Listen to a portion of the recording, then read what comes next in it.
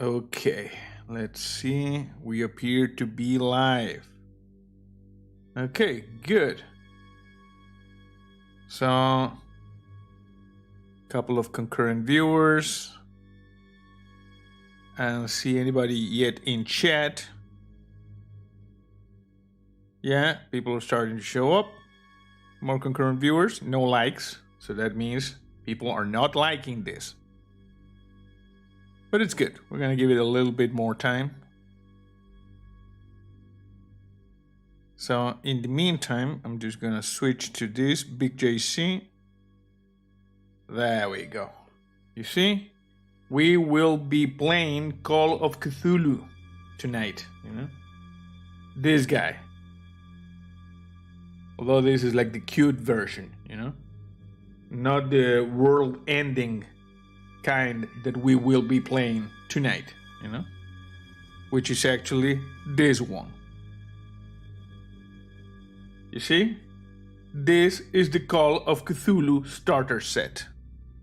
Oh, we got a like. Nice. And some concurrent viewers. Nice. That's good. This is the Call of Cthulhu starter set. As I have said, I don't think the audio is good. Yeah, the audio is good. This starter set is what you can buy in case you want to delve into the RPG world of the Call of Cthulhu. Contains different things, you know, contains the dice, contains rules books, contains a lot of stuff that you can watch in order to play, to use in order to play Call of Cthulhu. Hey Philip, how are you? Welcome to the stream. Also, I wanted to show you this. Hey, Odown is here. Hello. This, in case you want to get serious, you can later on get the Call of Cthulhu Investigator Handbook, you know, which comes with a lot of stuff. Like, you see, Mighty Cthulhu. We got the rules, we got how to create the characters, we got information about the different investigation, the skills, occupations. Jason is here, hello. Jolly Llama is here, oh, hello. Jolly Llama says, how I am so lucky. I woke up to the stream today, watched through and caught some of the R2D to build before work. Now I get to play along after work. This is fabulous, that's awesome. And Mouse Girl is here. She says, how JC? Hello, you see? I was just showing, you know, everybody. Here we got all the information necessary. You see, forensics, the different, you know, like abilities that you can find in the Call of Cthulhu Investigator Handbook. This is like the rules, you know. This thing is thick. It's like the player's manual in D&D. And this thing over here equates to the Dungeon Master Manual in D&D. This is called the Keeper Rulebook, you know? And over here, this thing is kind of thick. You get all the stuff, you know? Like how to create the investigators. You get pushing skills, pushing definitions, all the different things, driving, survival, throw, stealth, you know? Because you gotta be stealthy. Rewards of the experience. Hey, Peggy Bradford is here. She says, hi JC and Chad. Watch Bama Basketball kick ass and no watching JC. That is awesome. That is just awesome. And Jolly Llama says, DM books are always thick. Yes, this is a thick book, you see? Preparing to play the game, you gotta be a little bit insomniac, you know? Investigators don't always sleep easy, you know? Rolling dice, you know? The books, the different books. A lot of good stuff. You got the basic investigator, you know, monster, beasts, and alien gods. Scott Hazel says, evening JC, the books look fantastic. Love the fonts and the style of graphics. Yes. You see? We got Mighty Cthulhu. We got the different monstrosities. Hydra. The King in Yellow. Over here, Dole. You know, this thing big over here. Nyarlathotep, Nyongta. I don't know if you can hear my dog is barking. I hope someone takes care of that. Yog-Sothoth, the Crawling Chaos. A lot of stuff, you see. Over here we get the different things. This one is an elder thing. This one is from At the Mountains of Madness, one of the best, Lovecraft stories. A doll. From, if I remember correctly, the Dream Quest for Unknown Kadath. The Great Race of Yith. A Yithian. Hunting horror, Stats for monsters. And, Nyarlathotep. There is like the Malleus Malevorum or something like that, which is like the monster manual for this. It's on its way, we will see that. The investigator looks like Constantine, says Peggy Bradford. Yes, And Jason says, watch Rain of Fire and just started watching Contact before I got the notification for the stream. Ready to go. That's awesome. And Michael Velasquez is here. Hi, JC. Thank God you're screaming. You got the baby quiet. Thank you so much. Well, it's one of our, like perks, Sathogua. This guy is from, I don't remember, is from Conan, Robert E. Howard, or from Clark Ashton Smith with Sotik, The Last Continent, A lot of cosmic horror stuff. So these, like I said, look at this, a skeleton. A vampire. Mighty Cthulhu is like over here. Let me just show you as a thought. Great Cthulhu, you see? This is Cthulhu. You get the stat blocks for Cthulhu. He is very, very strong. So yeah, these are the core rule books for when you are serious about this.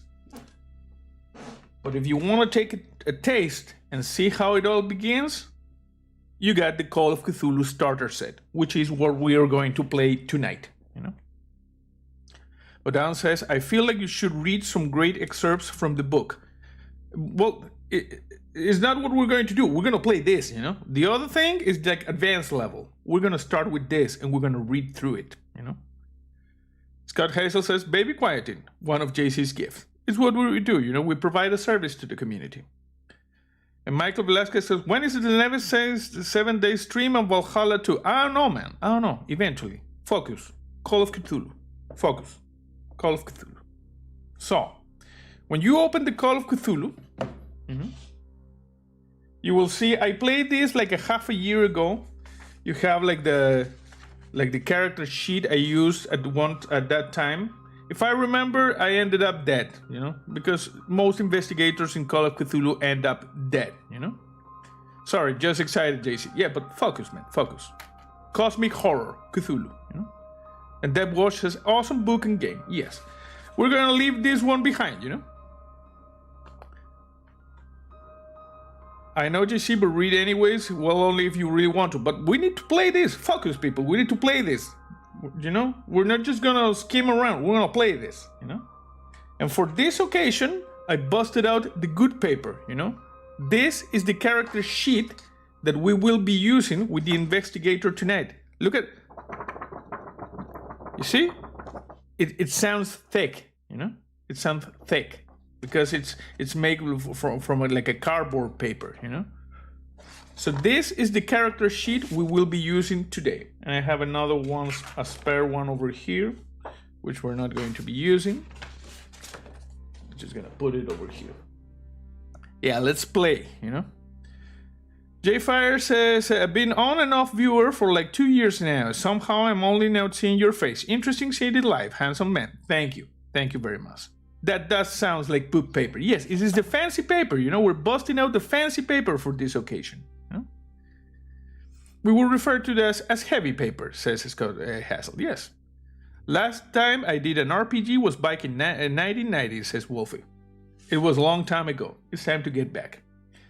The starter set for Call of Cthulhu, yes, Stephen, is thick, It has 3 things. This thing is the one we're going to play, the book 1. This is a solo adventure, It's like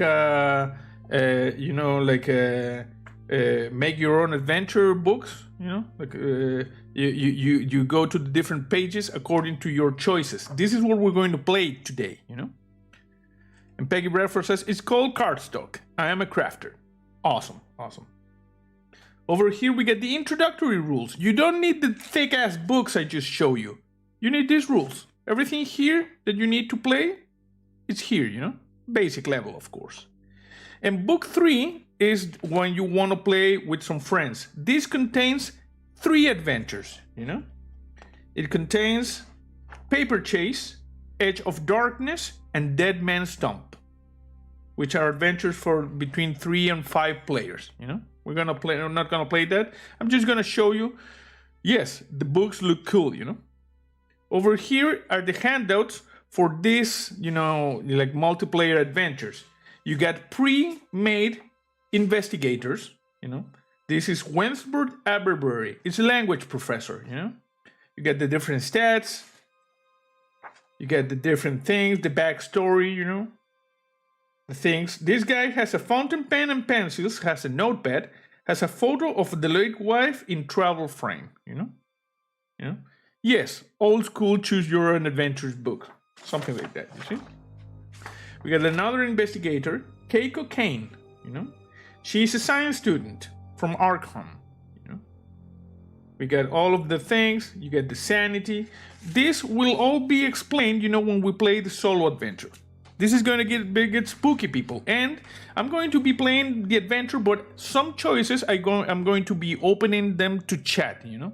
So you will be able to give me your input as to what is the best course of action, you know?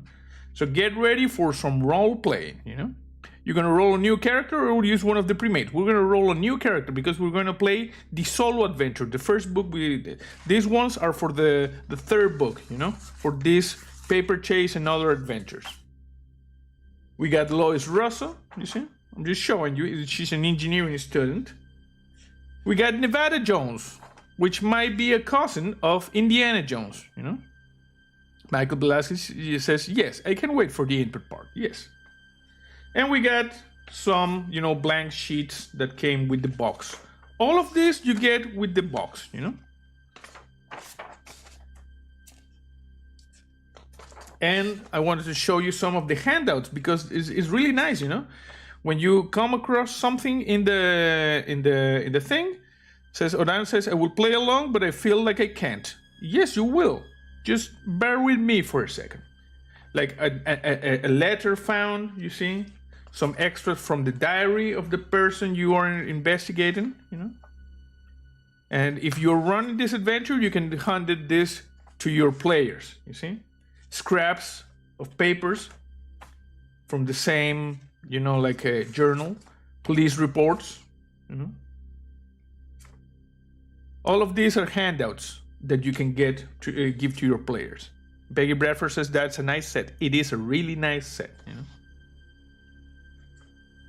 Handouts.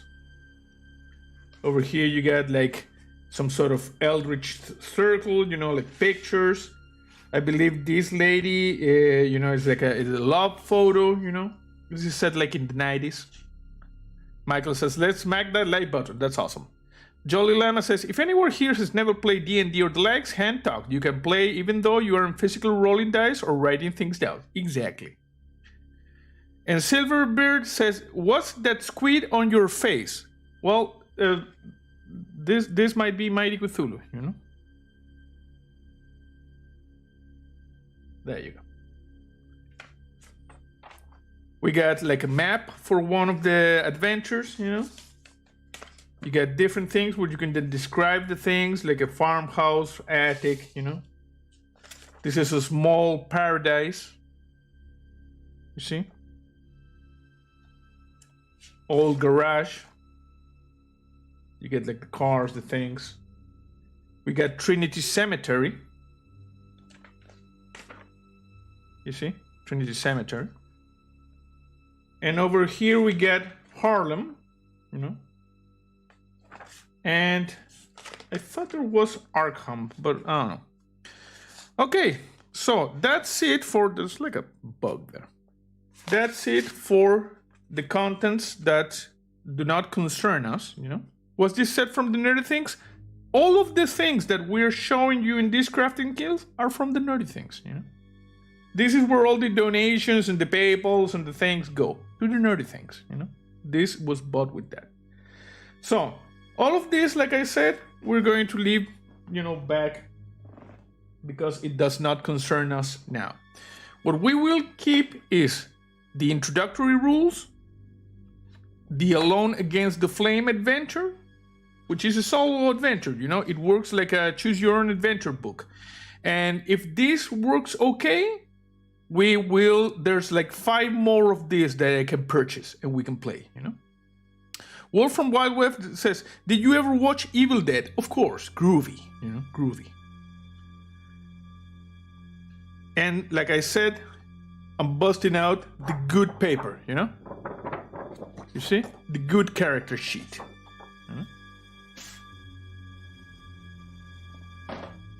And of course, the dice, you know? These come with the set. So if you buy the starter set for Call of Cthulhu, you get everything you need to play. So as you can see, we got a 6-sided dice. This is D6, commonly known. And Andrew Cortez says, I'm sorry I'm late, lol. I hope I haven't missed much in the past 16 minutes. Hello, JC. Hello, everyone. No, Andrew, we're just looking at the contents of the set, you know? And I also showed like the core books, which are like bigger, but we're not going to like use them. And Michael Velasquez with the super chat for more nerdy things. Thank you, Michael. Much appreciated. This is what allows us, to play the nerdy things, you know? And Stephen says, never thought I'd come to a JC stream for paper ASMR. Yes, listen to this. Thick, you see? Thick paper. We're busting out the good paper for this. There is a new game. Is Evil Dead the game? I'm going to remember that and check it out, you know? I will check that out. And Silverbird says brains. Also, no, Silverbird says something like brains. I get a new voice, you see? You mortals are about to go down into horror. That was pretty cool, huh? Okay, so we have a die with 8 sides. This is known as a D8, you know? In Call of Cthulhu, you know, like in Dungeons and Dragons, you usually use this die. It's a D20, you know? It's a 20-sided die. But in Call of Cthulhu, you usually use a percentile dice. This is a D4. It has 4 possible things, you know? Which are these ones. You roll what? Hey, Michael, again with the super chat. Thank you, Michael. Thank you. From Erica and the baby. Much appreciated. We got the tens and we got the units, you know? So you roll this, and for instance, this is a 10 and a 7. So I rolled a 17, which is actually pretty good. In this system, the lower the number, the better, you know? Got the Cthulhu voice going. Perfect. Yes. And sometimes when you have to roll with advantage or disadvantage, you roll 2 of these, you know, with the tens, the dice, and you pick up, if you're in advantage, you pick up the lowest, and you have disadvantage, the highest. Why is that? Because you will see, I'm just getting ahead of myself. Your stats are percentiles, you know. For instance, you say your strength is 70. That means if you want to, for instance, open a grave in a haunted graveyard and go into a network of catacombs that you can access from the grave, you have to lift a heavy stone. So if your strength, for instance, is 70, that means you have a 70% chance of succeeding and a 30% chance of failing. So you roll these dice, and if you get 70 or less, you succeed. If you get more than 70, like 71 to 100, you fail, you know? Why? Because you got 70% chance of succeeding. So you need to go lower than your score to succeed. It's kind of difficult. It's kind of the other way in Dungeons and Dragons, you know? You got to meet or beat a number. In this one, you need to go down. But the rules are going to explain that.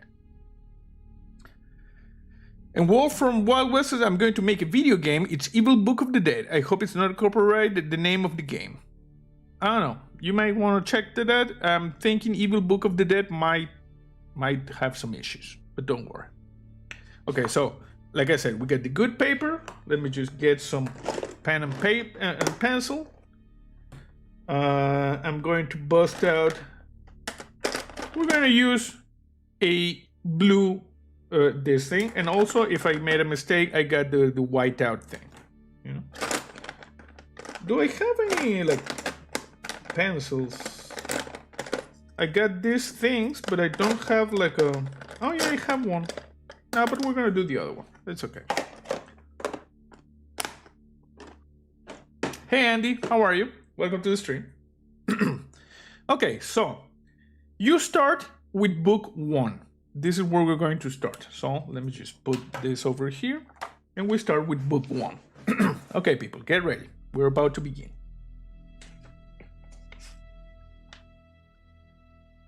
So, do you hear the call of Cthulhu? You know? The most merciful thing in the world, I think, is the inability of the human mind to correlate all its contents. We live in a placid island of ignorance in the midst of black seas of infinity, and it was not meant that we should voyage far. H.P. Lovecraft, The Call of Cthulhu. You know? Odown says, I'm gonna eat a burrito. I call the moist and delicious one. It will be most savory and satisfying. I will be properly satiated. Okay, good. Yeah. So, The Call of Cthulhu is Chaosium's basic role-playing game of mystery and horror in which ordinary people are confronted by the terrifying and alien forces of the Cthulhu mythos. You know? This guy. All you need to play Call of Cthulhu for the first time is included in this starter set. You know? And Jolly Lama says, found it funny. Hey, and Michael Velasquez with the super chat for good luck. Thank you, Michael. Much appreciated. You have just, finished funding another solo adventure, I'm thinking. So thank you very much. It is much appreciated. Jay Fire says, burritos are pretty good. I agree. You know. Andy Nelson says, I'm good. Working on a half-orc samurai paladin build. Thanks for the stream. Yes. Okay, so, like I said, this set contains the book 1, introduces the game as you play through Alone Against the Flames, a solo adventure. Book 2 contains all the basic rules for the game. As you play through Alone Against the Flames, you will be asked to read certain parts of the rules, helping you to learn the system as you face the dangers of Amberhead. Once you have played the solo adventure, you can read through Book 2 to familiarize yourself with the game rules before playing it with friends, you know? Jolly Lama says, isn't an orc paladin kind of ironic? I don't know, it might be. Book 3 is a selection of special starter adventures to play with your friends. Each adventure is designed to ease you into running Call of Cthulhu, with plenty of advice provided. We got the role-playing dice, we got the ready-made investigator, we got blank investigator sheets. Yeah? Okay, so we're just gonna start, you know? We got Constantine over here, looking in a chapel, you know, there's like a fluffy over there, you know? We're gonna start. So, Alone Against the Flames, you know? A solo introductory adventure. The sun is high in the sky, a merciless ball of heat.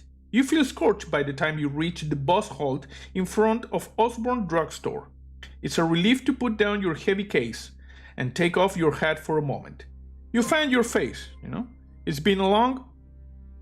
What? Hey, Michael Velasquez, again with the super chat.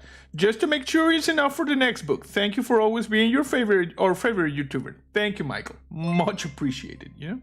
And Deb Watch with the super chat. Thanks for sparkling our interest in D&D again. We got books and campaigns for Christmas and play as a family. Have fun. Thank you. Thank you. Kick the Body is a game. He's funny. I enjoyed. I don't know. He's half-orc, race human. Okay, people are talking about D&D. So, we are in a bus stop. You know, it's hot. You know, scorching hot. We're just in a bus. Why are the bus stop? Because we're moving, you know? You look across the street at the grubby butcher shop, the grocer's with its faded awning, and the shabby tobacconist, which is apparently where they sold tobacco, like in the 1920s. Mistrustful faces glare at you as they pass. eyeing your clothes and luggage. We're leaving, we're leaving this town. It was your parents' choice to live here, not yours. You were happy down south as a child, among Providence's white-walled houses and leafy churchyards. Perhaps this new job in Arkham will supply the change you need. So we are moving to Arkham, Arkham is the fictional town central to most of, Lovecraft's story. The infamous Arkham University lies there, where a copy of the Al-Azif, otherwise known as the Necronomicon, the book, of the dead, lies. Yet everybody you know in the world lives here. You know nobody in Arkham, not one soul. You ask yourself one last time if you're doing the right thing. The answer is here. None of your supposed friends have come to see you off. You are alone. Whatever challenges lie in Arkham, it will be a new life and a brave one. A small gray motor coach approaches and rattles to a stop. You put your head back on and pick up your cases. And I think we get a thing. Hey, we get a Stream Elements tip from Jason. Thank you very much, they say, for even more adventures. That is awesome. Where is your copy of the Necronomicon? It's in the mail. It will be here soon. Go to 263. We go to to 263. Choose your own adventure.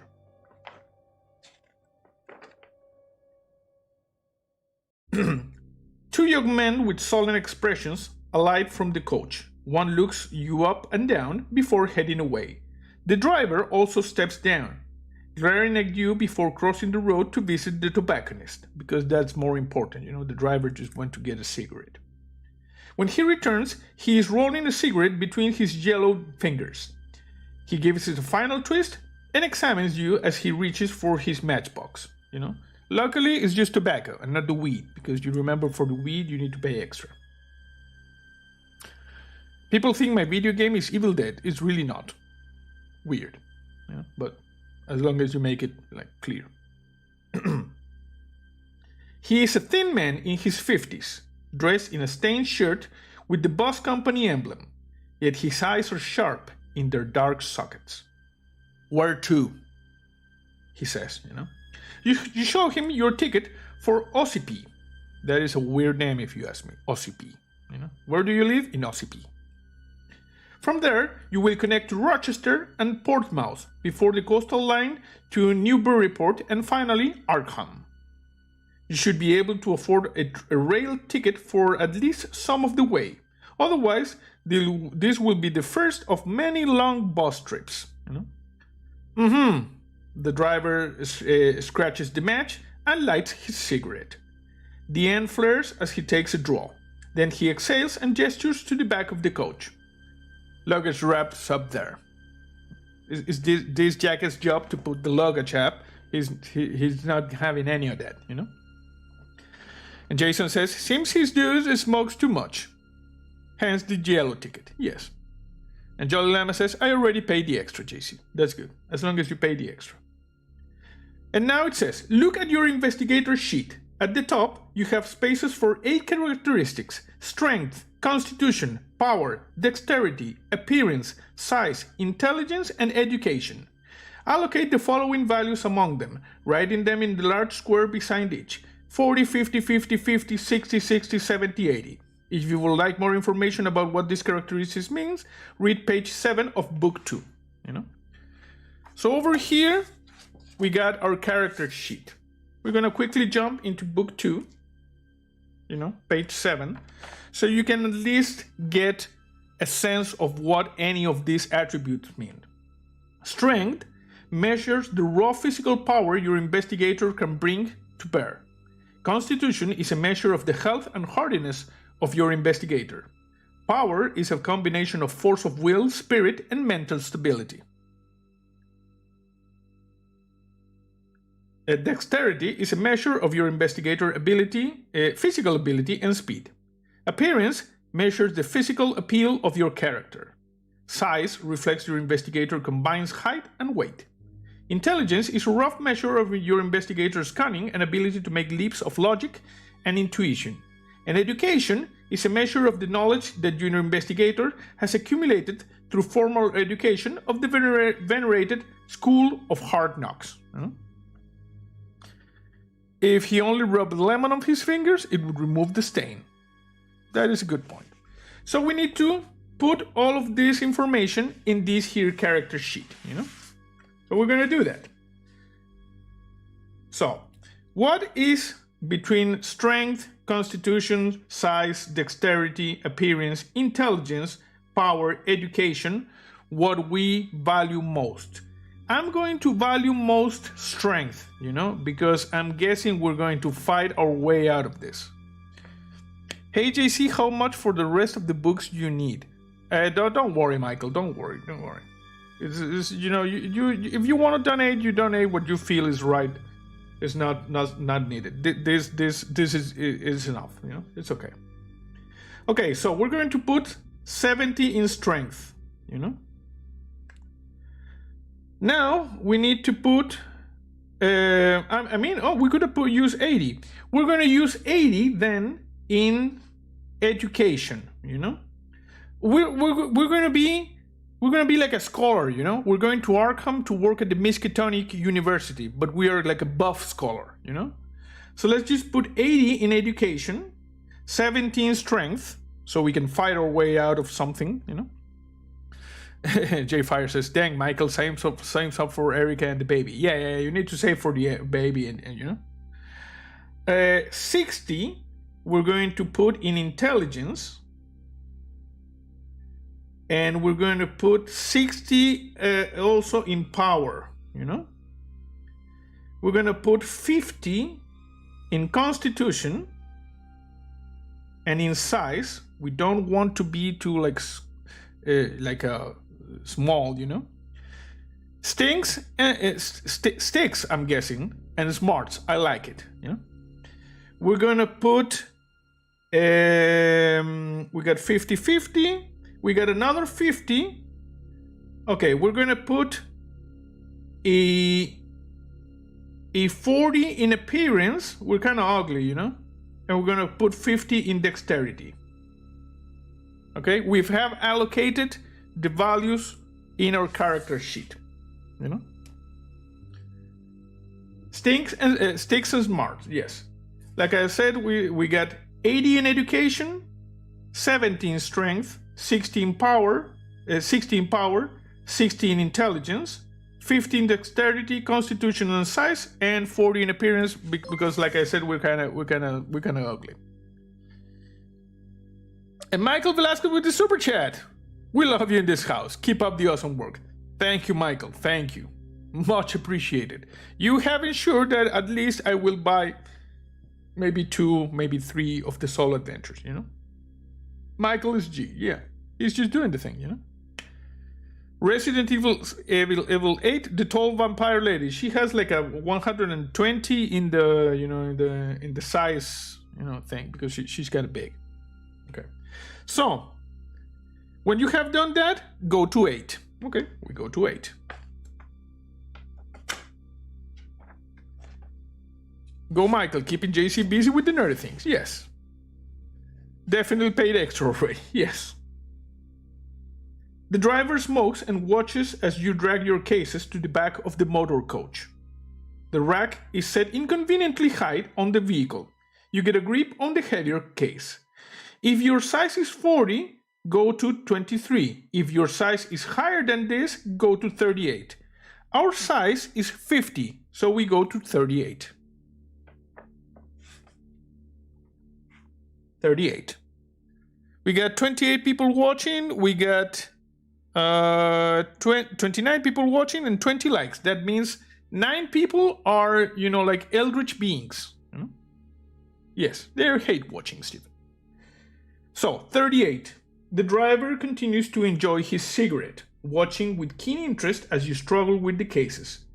You grit your teeth and heave the second one into place. Perhaps the resident of Arkham will have better manners. Go to 233.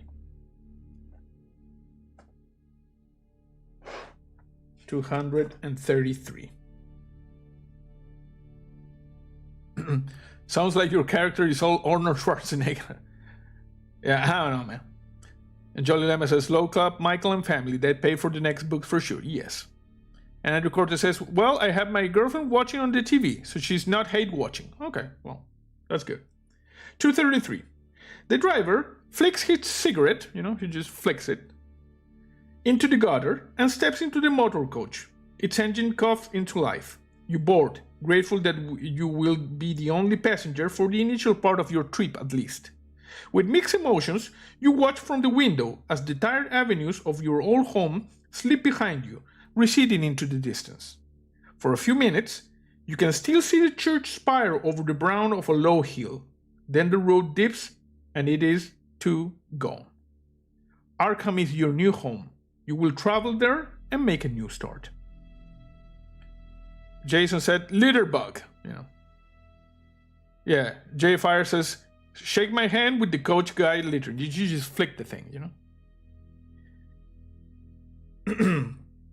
Okay, and now it says you will see two smaller boxes to the right of each characteristic value, You see? We get two smaller boxes. Halve each value, rounding down, and write the result in the upper right box. Also divide each value by 5, again rounding down, and write the result in the lower right box. We will use these numbers later. If you're using the interactive PDF version of the investigator sheet, you will see it does all the match for you. In the strip below, you will see tracks that record sanity and magic points. Beginning sanity is equal to your original power, and beginning magic points are the same as the value you just assigned for POW divided by 5. Mark these on the tracks, So now we do this, Steven Shurka says, on my TV, if you press the arrow up button, it gives you options, including video quality and like dislike. That is awesome. Also, you don't need to do the math here or round up, This book too has a convenient table here. So, for 70, we write 35 and 14. For 50, we write 25 and 10. 25 and 10. 25 and 10. For 40, we write 20 and 8. For 60, we write 30 and 12. 30 and 12. And for 80, we write 40 and 16. And what does this number mean? Like I said, when you do a check in Call of Cthulhu, you roll a 100, You roll 2 of this. And you get a number in percentile. So, if you're rolling against your 70, you need to get this or less, and you succeed. When you roll against the 35, it's called a hard check, because you're rolling against half of your numbers. And if you are rolling against the 14, which is 1/5 of the 70 that you have, that is an extremely difficult check, And if you pass that, you lucked out, I'm just, telling you what's the reason. But we are completing, we're completing our character sheet. Yes, percentile dice, Now we go to 134. 134. I'm just gonna go ahead and in my old character sheet, this one, I'm going to write down which is in what are we playing. So if I become distracted, we don't lose the place we're playing. 134. I'm gonna leave it here because I can use it. I don't want it to show up. Why is this thing showing up? Okay, I'm gonna put it there. Okay.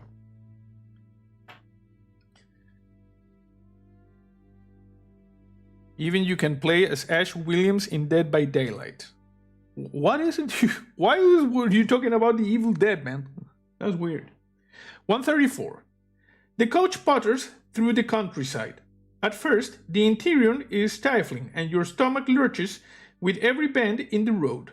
However, the driver opens his window, and by switching seats, you find a spot where the breeze hits you in the face. You soon relax into the journey, observing the quaint little hamlets that the coach serves. A heavy-set woman boards at one settlement and gives you a polite nod. She gets off at the next one. Have you heard of Ian Livingstone's Death Trap Dungeon? I played that one. I always die. No, I'm not familiar with that one.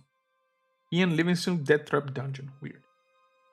The road rises a little, passing cornfield and orchards. The leaves are turning and the trees are alive with glorious reds and golds. You have just begun to doze when the driver takes a tight bend at speed. And I am remembering that we forgot something. We forgot to put our sanity and our magic points. So just give me a second. I will now do this. I need to retrace real quick our steps. 263. 8. Sorry, it can be weird sometimes. Okay, it's okay. 38. 233.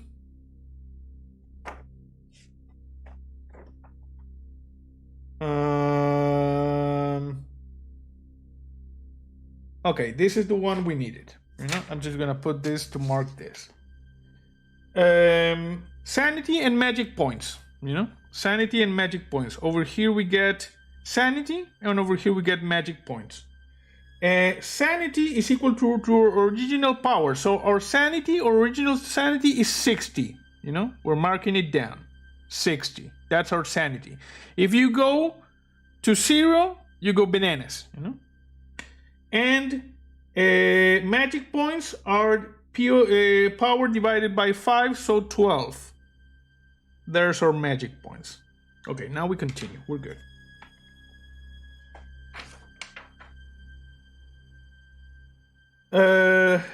Like I said, we were in the bus and we were just beginning to doze off when the driver takes a tight bend at speed.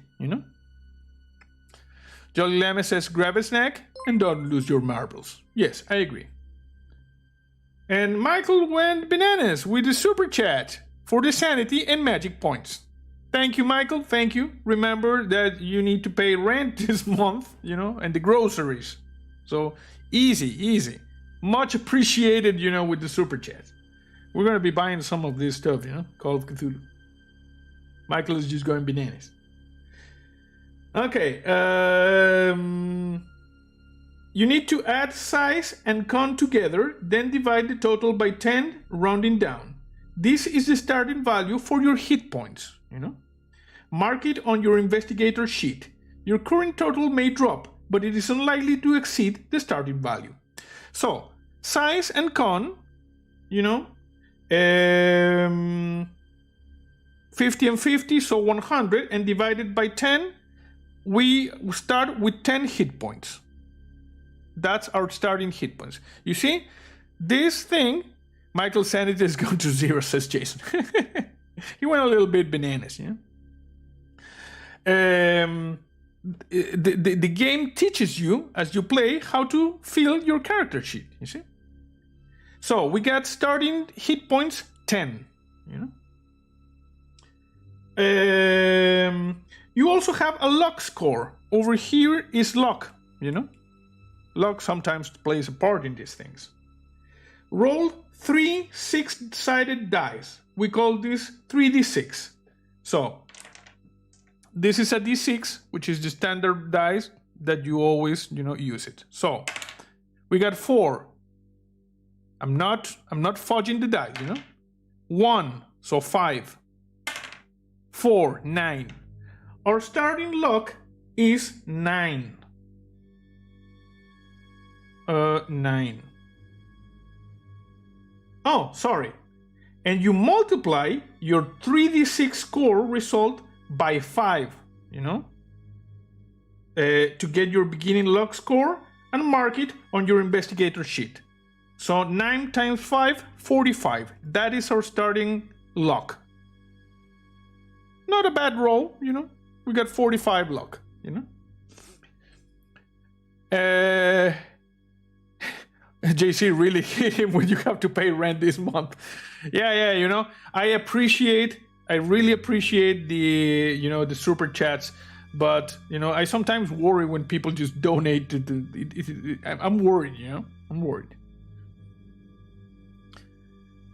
And CJ, I'm not CJ, I'm JC. Why do people say YouTube is going to be taken down? I don't understand. I have no freaking clue what you're talking about, Wolf. Yeah. Sorry. Jolly Lama says, luck will come into play with dex and perception checks. Yes, exactly. Okay, so now you must make a roll against your dex. You see? Now we have like the starting things in our character sheet, they are selected. And now we're gonna make a roll, you know? We're gonna make a roll against our dexterity. And in order to succeed, we need to get 50 or less. It says, you just make a roll against your dexterity. Roll 1d100. So we're gonna take this one, which is the decimals. I mean the single, you know, the units, and this, which is the tens. So we're gonna roll this. This means rolling 2 10-sided dice and using one value for the tens and one value for the units. Unless one die is clearly a tens die, see role-playing die on playing 4 for further details. Okay, we're gonna roll, you know? We're gonna roll the tens first. So you see, we don't fudge the things. We rolled a 70. This is not good, because my dexterity is 50. We roll 73, and my dexterity is 50. For this to succeed, I should have rolled below 50, you know? So it says, if you rolled equal to your dex or less, you pass the roll. If you roll greater than your dex, you fail the roll. We rolled greater than 50, so we failed, you know? You may be tempted to skip such rolls and simply pretend you already passed, but Call of Cthulhu is a game of mystery and horror. The terrible disaster that can befall your character are part of the fun, you know? You will not necessarily have more fun if you pass every roll than you would have if you failed. If you pass the dex roll, go to 261. If you fail the dex roll, go to 59. We failed, so we go to 59. Wolf says, I heard some people say that, so yeah, you're right, it is weird. Yeah, I don't know what that is. I would not, you know, like pay attention to that, Wolf. You know, it sounds like gibberish, you know? So we go to 59 because we failed the dexterity saving throw. So 59.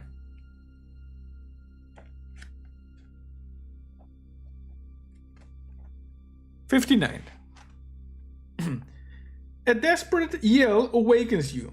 You feel yourself slide from the seat as the driver spins the wheel and the motor coach plunges off the road. Oh, we got in a car crash apparently. Too late. You reach for the seat in front. Oh, too late, you reach for the seat in front. You fall into the aisle and your ribs crash against the edge of the seat opposite. Breath rushes out of you. The coach stops with a thump. JF Fire says, it does sound like gibberish. Why would the largest media site on the internet be taken down? Yeah, it's just, you know, bananas. Your driver leaps from his seat into the road.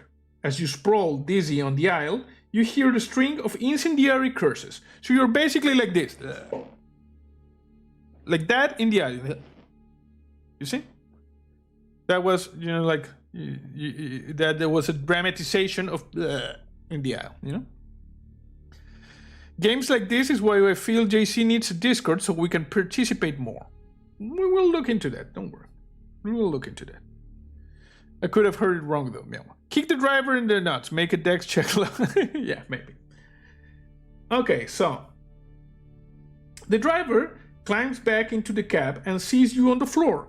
He looks concerned and assists you back into your seat. You see what has happened now.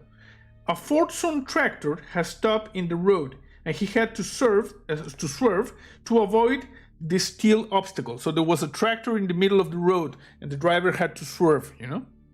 Mouse Girl says, nice visual. And J Fire says, accurate acting. And Yellow Tiger says, lol, yes. Sorry, he says. All them feels, and he has to pick the road to park. You alright? Interestingly enough, you know, a similar thing to me happened to me like 20 years ago. Only I was driving like a truck, you know, and there was a jackass in the middle of a road just sitting there, and I had to like swerve to avoid it. But I was driving, you know, I was the driver. You don't think anything's broken, but you have a colorful bruise for the next few days, like over here, you know. He backs the coach up a little and threads it around the tractor, glaring at the farmer, you know, and possibly flipping him the bird. You lost 1 hit point in the accident. Mark the loss on your investigator sheet, but keep track of the original value. You will eventually heal back up to this value. If you drop to 0 hit points, you will fall unconscious and you might die, you know. So, for this, we're going to use this, you know, pen. Smack the farmer when you crawl out of the ditch. Make a strength check. No, we did not, you know, like drop on the ditch. We just took a nasty bruise, you know, while we were in the coach. This thing has any... No, it doesn't.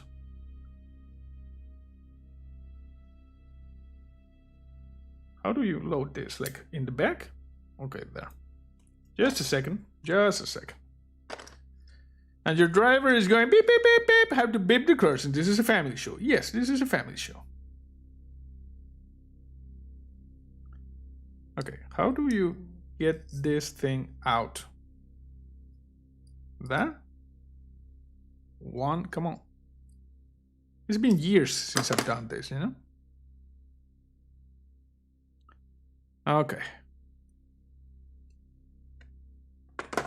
Now we did it. Strength -1 until that bruise heals. Now, our hit points are reduced, you know? So we are now at 9. Why is this not working? Is this thing busted? Okay. Now it's at 9.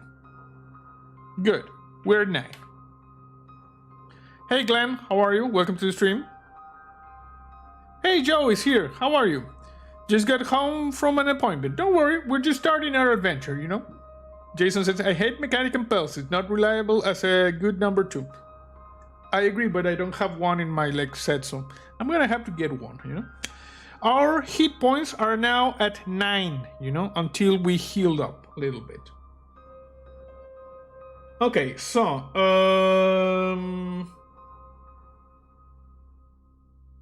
now I don't remember which one. 59. See, it's a good thing that I'm writing down where we are. So if we go to 0 hit points, we die. And now we go to 71. 71. Counting down from 10. Now 9 HP. Yes, we're going down. Slowly but surely, you know. Jolly Llama says, first crash and already lost 1 HP. Where's Gladys when you need some sass? I can hear her now, you careless monster. You should pay more attention. But I was not driving, you know. The driver of the bus had to swerve to avoid the tractor. And I failed my dex save and I just took a hit. Lost 1 hit point. 71. You resume your journey. The driver takes the curves with more caution than before. Good. Otherwise, I would report his ass, you know? Not too bad. Pretty durable. But you were sleeping. Oh, yeah. Well, I was nodding, you know? I was asleep. This is so much better than watching another movie or getting into a TikTok hole, says Debwatch. That is awesome. And Michael he went bananas again. It says, for number 2 pencils. Thank you, Michael. Thank you. You know? Much appreciated. Thank you. Okay, so the driver glances over his shoulder at you a couple of times. Sorry about before, he says. That fellow was dumber than a hog. I'm Silas. What's your name? The accident was at least as much Silas's fault as the farmer, because he was doing the creative driving, you know? And Peggy says, bus needs seatbelts. Yes, I agree. Remember that this is set like in the 1920s, so no seatbelts, you know? But yeah, that's why you wear your seatbelt. But it doesn't seem shrewd to antagonize the man while he is driving you through the middle of nowhere. You know, you do not antagonize the driver of the bus while you're in the middle of nowhere. Make up a name for your investigator and record it on your investigator sheet, you know. You may add your age. For the purpose of this adventure, your character should probably be aged between 23 and 36. Okay, so I'm going to put my age at 36. Male. The player is JC. And the name, you know, we are going to do something because over here in the Call of Cthulhu Investigator Handbook, you get names, you know. I saw a mod game on YouTube. It's the old Resident Evil 2 into Tomb Raider. Looks amazing. Thank you, Wolf. So we got over here like names, you know. I'm going to go with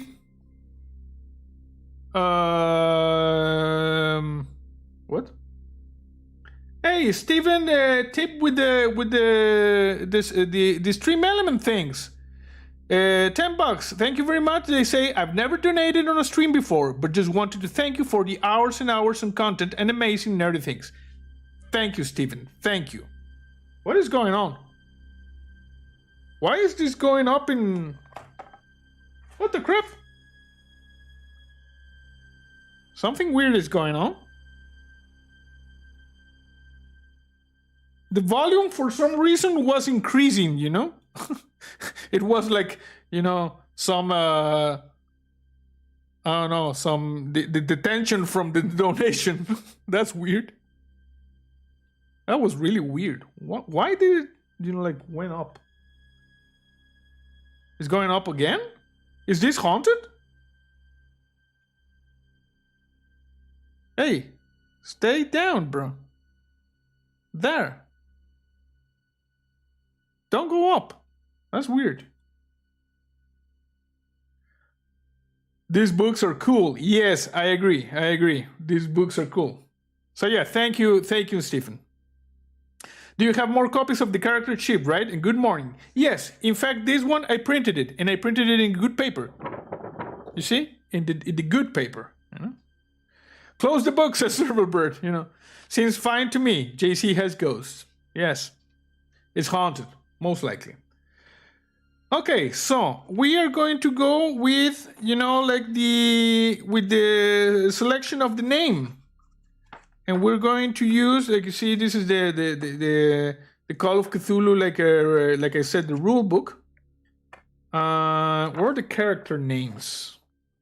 I remember seeing like a character name thing over here. You see, we got pictures of Arkham, Miskatonic Country. You know. Also, round of applause for Stephen and Michael. Yes, yes. Thank you, everybody who have donated. It is much appreciated. You know. Hey, Yellow Tiger, how are you? Investigators. Where do we get credit rating? I remember seeing that table somewhere around here. Let me see if there is an index to this thing.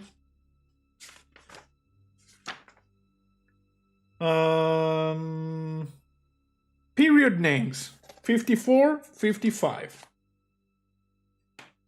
Okay, we're going to let the dice decide. You know, Bob is a simple name. No, easy. You know.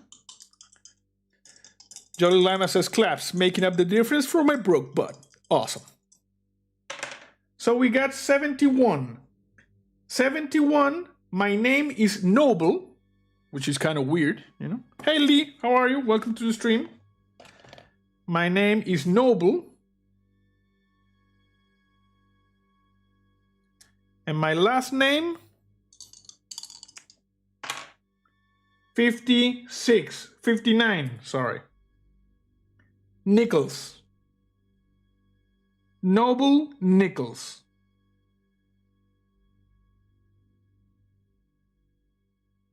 That's weird, you know? Nobel Prize, yeah. And let me see something. Oh no, the occupation we're going to like make it later, you know? So it's good. I still don't know what is it that I did for the music to go up, you know? Lame, wah wah wah. It's Noble Nichols, you know? It's Noble Nichols, you know? It sounds like a superhero name, you know? Okay, so we were in 71. So my name is Noble Nichols, you know? Make up a name for your character and record it into your investigator sheet. You may add your age. Okay, we got 36, male, Noble Nichols. The coach turns pretty noble if you ask me. Yes. The coach turns into a narrow road which weaves uphill through woodlands. Silence becomes chatty, you know? This jackass who almost killed me now is chatting, you know? No, J-Fire. Noble Nichols. Nichols. You know, this is a family show. I'm going to go get some strawberry juice. That is awesome, Wolf. That is awesome. Go get the juice. Juice is good. Going to Arkham, huh? Can't say I ever heard. Let me just go like in period. Going to Arkham, huh? Can't say I ever heard of the place. Went to Boston once. Didn't like it. Too much hustle and bustle. You got family there? Special someone waiting? The afternoon is wearing on. You see no harm in confiding to Silence about your new life. A job, huh? What's your line? Choose an occupation for your character from the following options. If you are an antiquarian, go to 102. If you're a doctor of medicine, go to 226. If you're a journalist, go to 239. If you're a private investigator, go to 249. If you're a professor, go to 265. And you know, last time I played double consonant, I don't know, man. Yeah, it's like a superhero, you know? NN, Noble Nichols, you know? Like Peter Parker, PP, you know? Tony Stark doesn't do. Clark Kent, CC. Last time I played this, I played as a professor, you know? And like I said, we could go to the Miskatonic journalist, PI. We got Jason saying journalist. We got Peggy Bradford saying PI. Any more people want to chip in? You know, like I said, the last time I played this, I played a professor, but I don't want to repeat myself, so I am open to. J Fire says, "Hey, you say PP." Yeah, I say PP. Scott Hassel says professor, but you know, I played professor like the last time. PI, okay, I'm getting a couple for PI. PI, okay, we got 3 for PI. We're going as PI, you know. Yellow tag, we're going as PI. So we're going to write down in occupation, private investigator. We are a PI, you know. Investigate the call, yes. And Joseph Thomas said accountant. Whereas there's no accountant option, you know? We got antiquarian, doctor of medicine, journalist, and private investigator and professor. The PI has it, yes. So we're going as a private investigator. So we go to 249. The adventure is about to start. This is just the beginning, but the adventure is about to start. Lee says, have you ever read those fighting fantasy books by Steve Jackson, Ian Livingstone adventure books? No, I don't think so. We go to 249.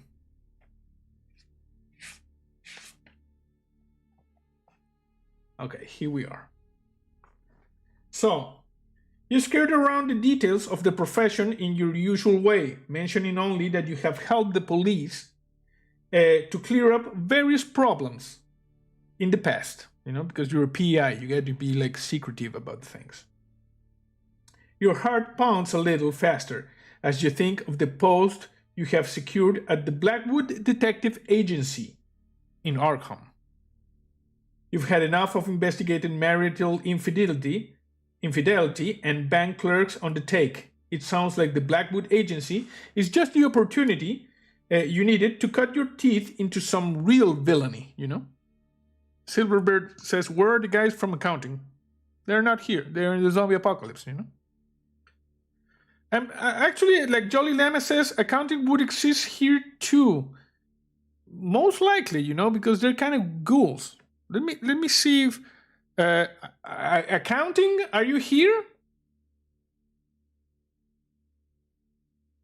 No, sorry. They're not here. They're not in this scene. I actually pressed the thing, but they're not in this scene, so sorry. No, accounting is not here. They're in another universe. Sorry. Some PIs have a degree in accounting, maybe. The guys from accounting are happy tonight, yes.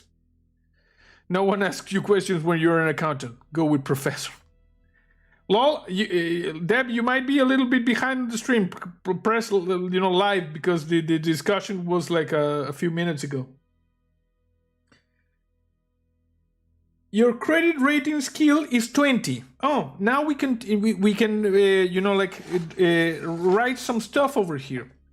As you can see, there is a lot of investigator skills. A lot of investigator skills in the sheets. You know, you get accounting, anthropology, appraise, archaeology, charm, climb, disguise. Whoa! Michael Velasquez with the super chat for the accounting guys. Thank you, Michael. Thank you. You've been very generous tonight. Thank you. We will buy the other things, so thank you. We got, for instance, first aid, fast talk, fighting, history, intimidate, jump, language, law, library, listen, locksmith, mech, repair, medicine, natural world, navigate, occult, operate heavy machinery, persuade, pilot, psychology, psychoanalysis, write, science, sleight of hand, spot hidden, stealth, survival, swim, throw, and track, and maybe others that you can add, Also, you get your credit rating, which is basically how much money you have. It'll never shut them up. Yes, the guys from accounting. So now, like I said, it's time to finish, writing the things here in the character sheet. Let me see something that I'm not seeing here. Okay, there we go. Scott Hessa says, JC would love to continue, but gotta put the chickens up. I'll watch the rest later. Thank you for the stream. Thank you, Scott. Thank you for watching. So, your credit rating skill is 20, So, credit rating, it's 20. Your occupation skills are, look at this. It says the occupation skills that we have as an investigator. It says we have arts and craft, photography, disguise, law, library use, psychology, spot hidden, and one of either charm, fast talk, intimidate, or persuade. You may also pick any other skill except Cthulhu Mythos as a personal specialty. Allocate the following values among the occupation skills, writing them in the large square beside each. 70, 60, 60, 50, 50, 50, 40, 40. Ignore any starting value already mentioned on the investigator sheet, J Fire says, damn, gotta head out. It's okay, you can watch this later, So, the mastery of this guy, we as an investigator, like I said, we got this that I read, and we need to pick one additional, So, we get art and craft, disguise, law, library use, psychology, spot hidden, and one of either charm, fast talk, intimidate, or persuade, Yes, check the ceilings, check the corners, that's how they get you. Goodbye, J-Fire. I'm going to go with persuade as the largest. So we're going to mark persuade as 70,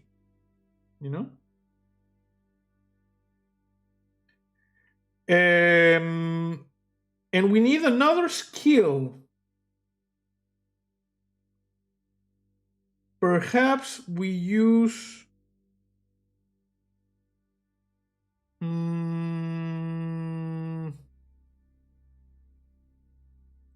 fighting, you know? Get a new set of nerdy dice. No serious RPGer stays with stock dice. Yeah, well, this is what came in the starter set. We're using what comes in the starter set, you know. I'm going to go with fighting because it is not among these things, you know. So we're going to go with fighting, brawl. We're going to go with 60. You know, we're ignoring the starting values. So we're going to go with 60 in fighting. And now we're going to go with 60 in spot hidden. Spot hidden. And now we need to move to the 50s. We're going to go with 50 in library use. We got another 50. We're going to go with 50 in charm. No, we already used that in persuade. In disguise, 50. And we need one more 50, which is going to go with psychology. You know, we need to understand the people, you know?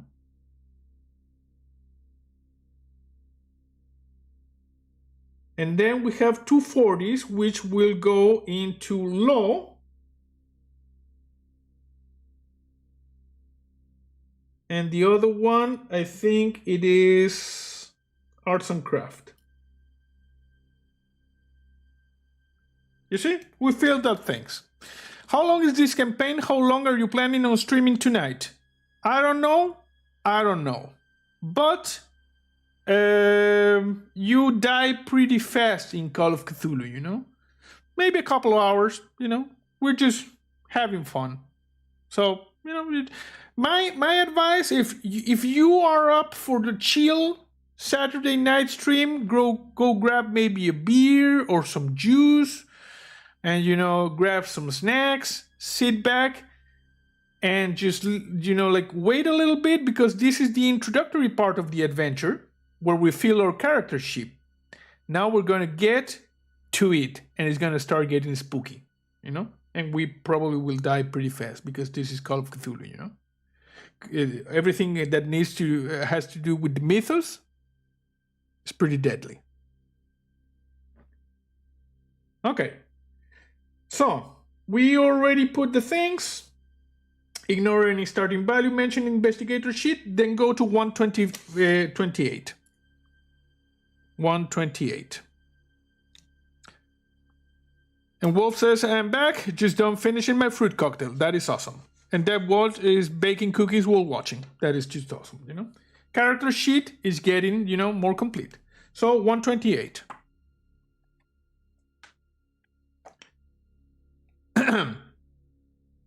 Okay, you twisted my arm. I'll go make some popcorn. That is awesome. And Michael says, I love cookies. We all love cookies, you know.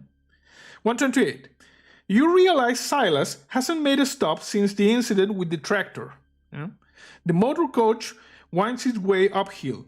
However, your thoughts are interrupted as the road crests a ridge and you're treated to a magnificent view of the vista below. A creek snakes through the valley, breaking the rich autumn palette of the tree line. In the distance, the white mountains rise into hazy cloud. There is no settlement, not even a cabin, as far as the eye can see. People are talking about eating cookies. That is awesome. Birds drift through the treetops, and you can just make out that there might be two white-tailed deer lingering by the water. You know, there's deer. We might just, you know, like hunt them and get some food. You know?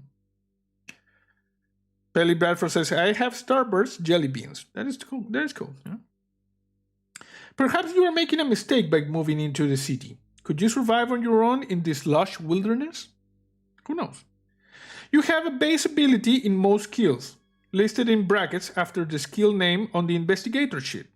For instance, you have 20% in climb and a base dodge equals to half your dex.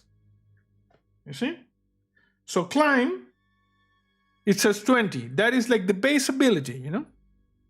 And people are just sharing snacks in chat, right? Jolly Llama has nuts and mango slices. For instance, you have 20% in climb and a base dodge equals to half your dex. You see? Dodge, half the dex. There's a base number for the skills, you know? You don't need to roll all of them, you know? You just allocated the points.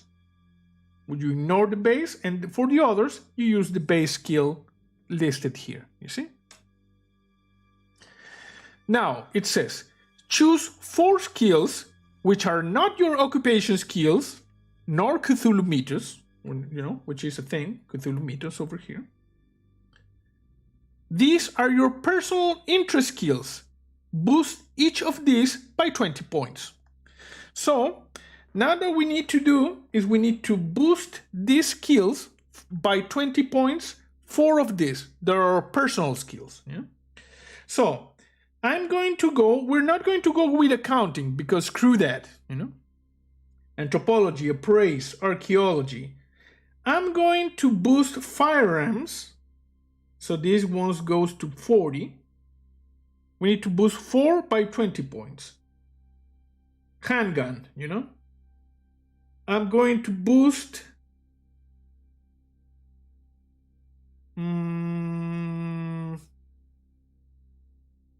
I'm going to boost locksmith, so this one goes to 21. I'm going to boost listen, so this one goes to 40. I'm going to boost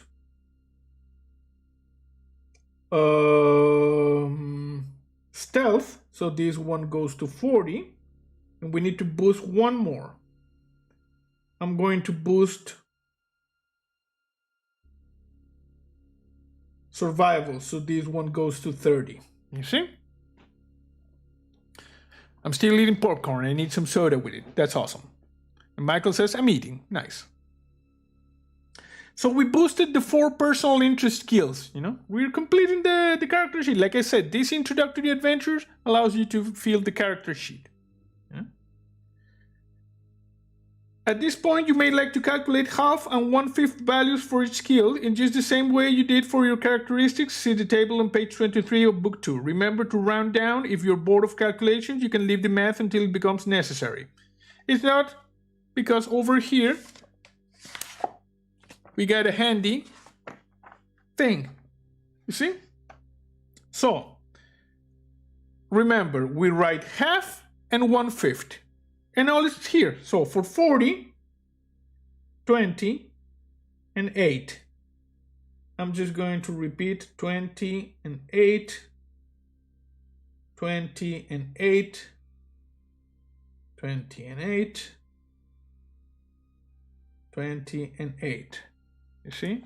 For 30, it's 15 and 6. We have another 30. No. For 20, it's 10 and 4. Another 20. There's a 21. For 21, it's also 10 and 4. Okay, now 50. For 50, it's 25 and 10. 25 and 10. 25 and 10. For 60, it's 30 and 12.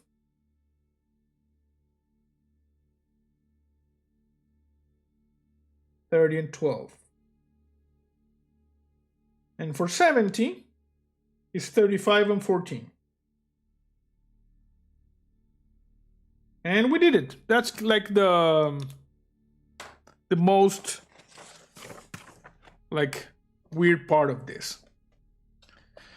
Hey JC, have you ever heard of Adele Hello? No, I have no freaking clue that what is or how it relates to Call of Cthulhu. Your mind wanders, bro. Your mind wanders. Okay, now we go to 144. 144.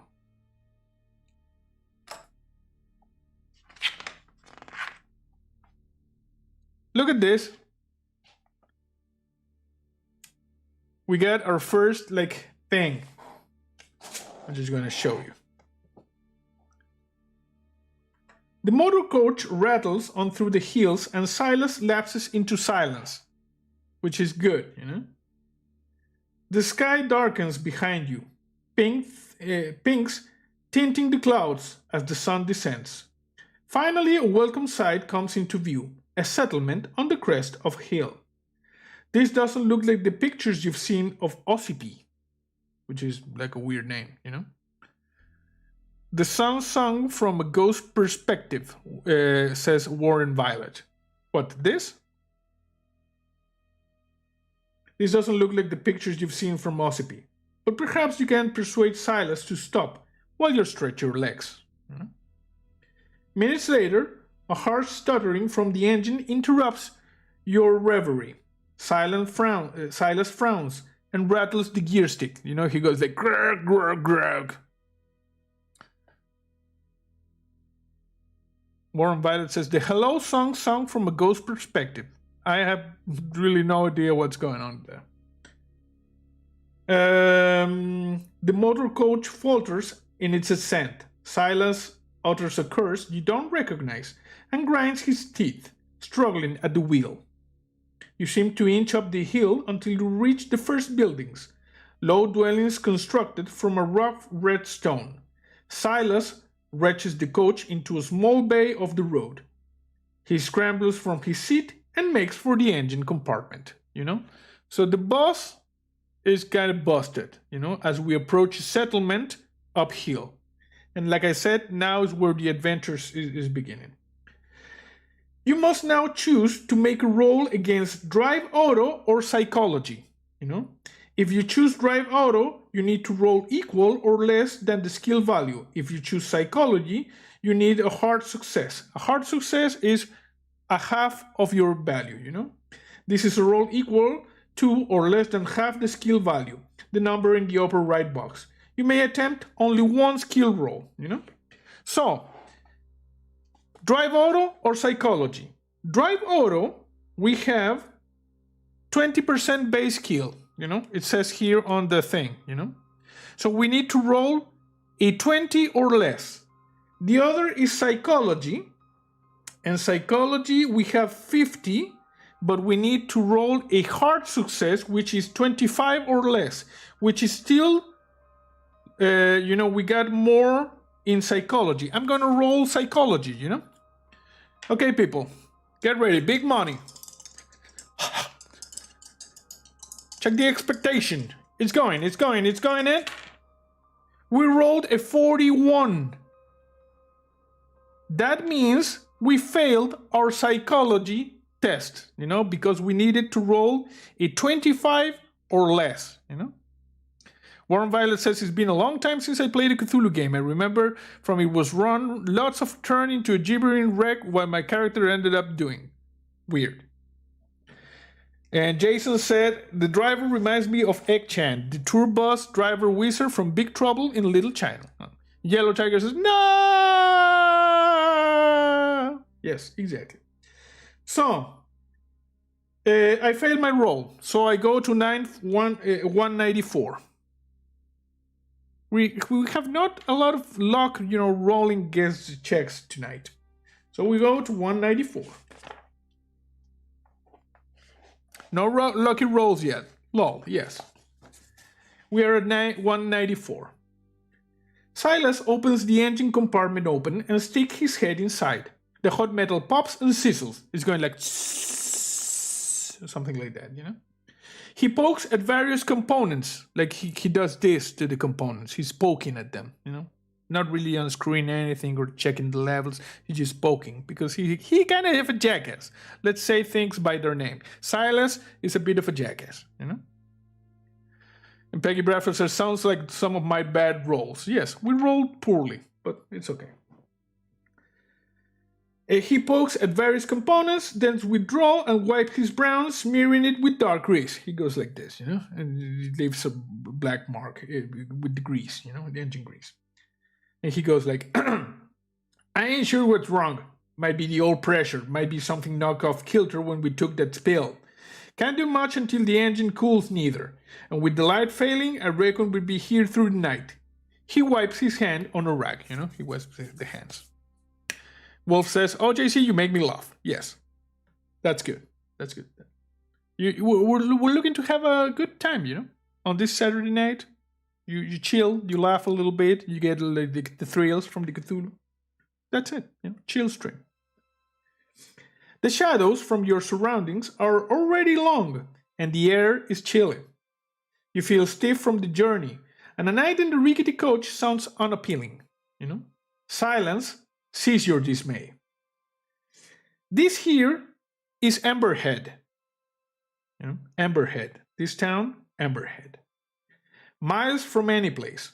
I only come through twice a week, but the folks here are good people, May Leatherbed keeps a spare room. Main Ledbetter, that's the name of the lady that keeps a spare room. So Silas is telling you, bro, you need to go and get yourself an Airbnb, But since it's the 1920s, he's not using like the app. He's saying you need to go and you need to talk to this here lady, May Ledbetter. She keeps a spare room. She'll look after you. Up that alley, turn right, first house on the left, He scratches his cheeks, looks again into the engine compartment, spits on the ground. Meet me back here at 8 in the morning, and we'll see how we stand, Okay, so, to look for May Ledbetter's house, we go to 267. To ask Silas where he will spend the night, go to 251. To challenge Silas about the breakdown, go to 257. So what should we do? Should we go to the Airbnb?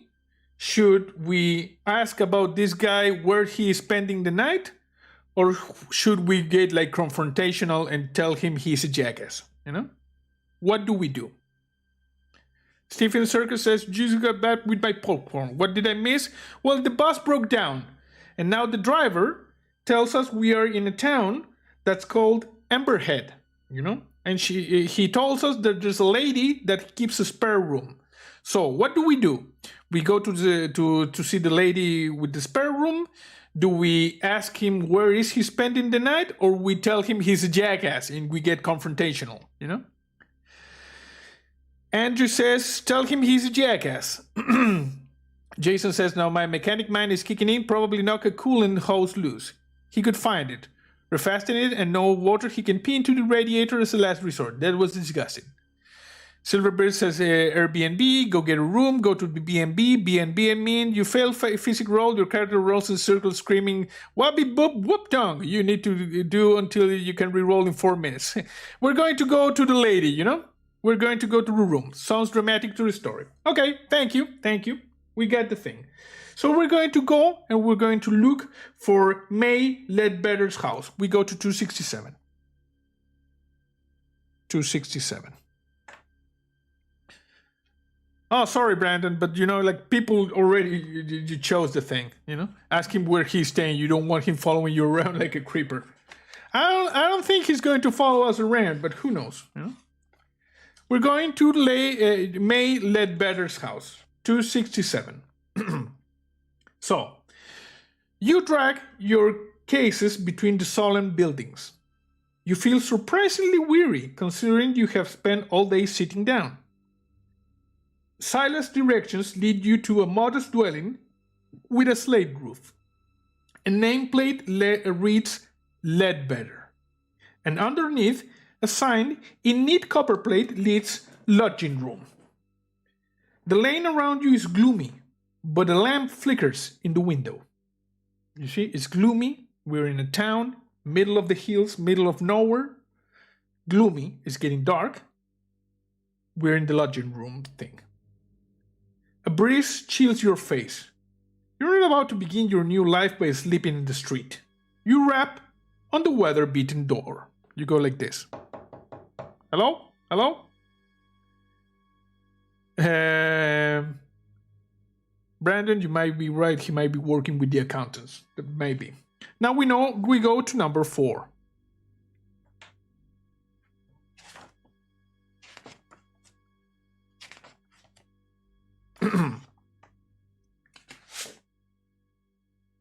4. After a moment, you hear footsteps inside the house. A bolt is drawn back, like, you know, and the wooden door swings open, like, I'm doing the sound effects. I don't know if you appreciate that, but I'm doing the sound effects. A figure with loose curls and a rough-looking house dress peers at you. There's like a lady over here. What's up? Warren Violet says, sorry, a little off topic, but JC, have you ever played the RP game Paranoia? No, I have not. So a figure with loose curls and a rough-looking house dress peers at you. Her gaze takes in your traveling suit and your suitcases. Her voice has a slight Irish lilt. Hello. Should I take it as you're looking for a room for the night? You know? And Black Widow says, this place sounded like some places in West Virginia. I love the sound effects. Mouse Girl says, sound effects are awesome. That is awesome. Are you looking for a room for the night? You inquire as to her rates, suppressing a grimace, like this. What are your rates? You see? Like the grimace. As far as you've seen, the village does not offer you many alternatives. I appreciate the effects, says Warren Violet. Yes. Oh, you'll find them very reasonable, she said. You look tired. I'm May. Come inside. We'll talk over a cup of tea. The Ledbetter house feels cramped, with a low ceiling and simple fittings. You know, it's a simple house. But it is well kept, and a cheerful fire crackles in the grate. The aroma of the tea is soothing, and the cup warms your fingers. Have you come to Amberhead for the festival? Asked May. Brandon Hurley says, a room for the night? More like a room for an eternity of insanity. Most likely. So May asks us, have you come to Amberhead for the festival? So apparently there's a festival of some sort. To explain what happened with Silas and the coach, go to 14. To ask about the festival, go to 21. I'm just going to explain, you know, we're going to go to 14.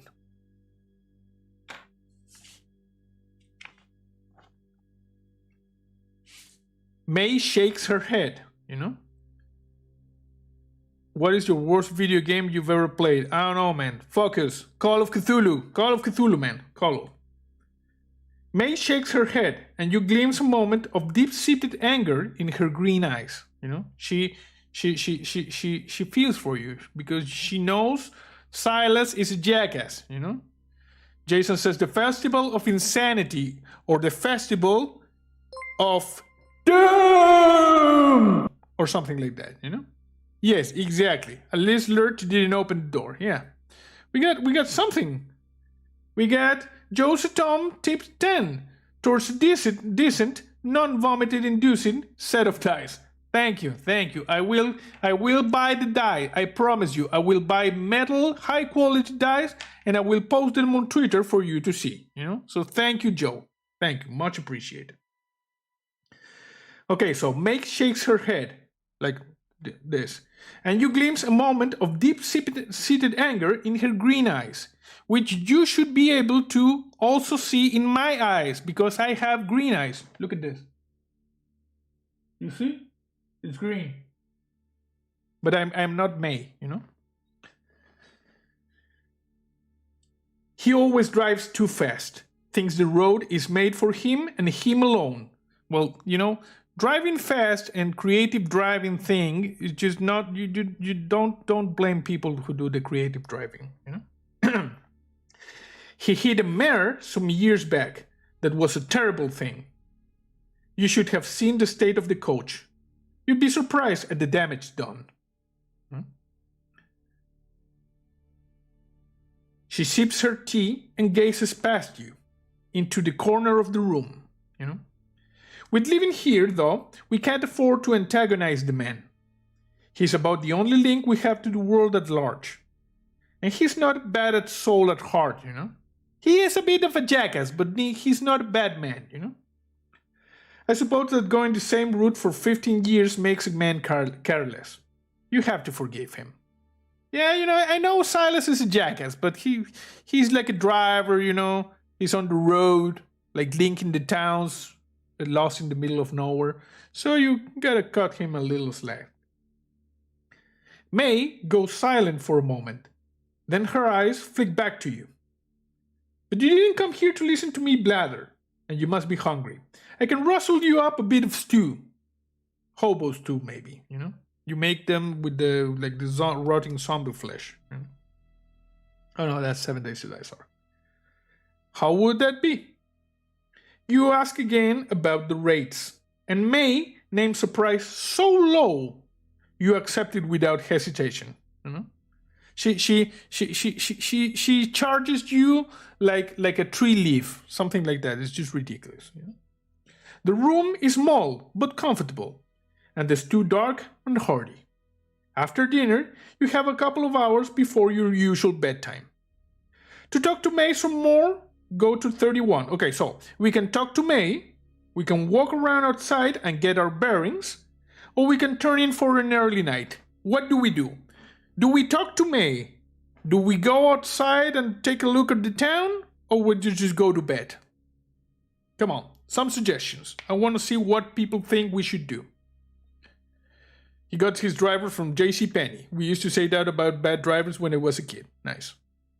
Mouse Girl says talk. Remember, we can talk to May, we can walk around the town, or we can go to sleep. Andrew says talk to May. Oh God, don't talk to that crazy lady any longer. Go to sleep and forget everything. Check the town, talk. Okay, we got 5 people saying we're gonna talk to May. We did it. Hobos too. I don't know. We're gonna talk to May, so we go to 31. We're gonna talk to the lady. See what she knows. Exactly. We are a private investigator. It is our business to talk to the people, That's how we get the info. 31. May talks about life in Amberhead. In her letters, my sister always asks if I'm not bored, living in such a small place. She lives in New York, she's fancy. She lives in New York. Use psychology, yeah. Then she writes about how frightened she is to walk home at night. I ask you. You mentioned your hopes for a new life in Arkham. May doesn't seem to hear you. It's a small place here, yes, but that means we have real community. Everybody's face is known. Everybody works together. Nobody is excluded, except those who choose to exclude themselves, of course. I wouldn't live anywhere else now. That's weird, Now we're gonna make a charm roll, If you succeed, go to 39. If you fail, go to 51. Time for a charm roll. We're gonna be charming, Our charm value is 15. We're not gonna make this. We need to roll a 15 or less. Big money, big money. We rolled a 72, so we failed the charm. What happens is that we farted, we farted and stunk up the place, so we didn't charm Mary. Sorry, it happened. But with a 72, it was a big fart. So we go to 51. We failed. We go to 51. Let it be lucky, says Jason. It was not lucky, Okay, so as the hours wears on, you are amused to hear May transform into a sort of tired tourist guide. Of course, the view from here is spectacular on a good day. A clear view all the way around. If you're a painter, you'll be right at home. Man, our luck sucks. Yeah, we don't have luck. Also, we might use some Pepto-Bismol apparently.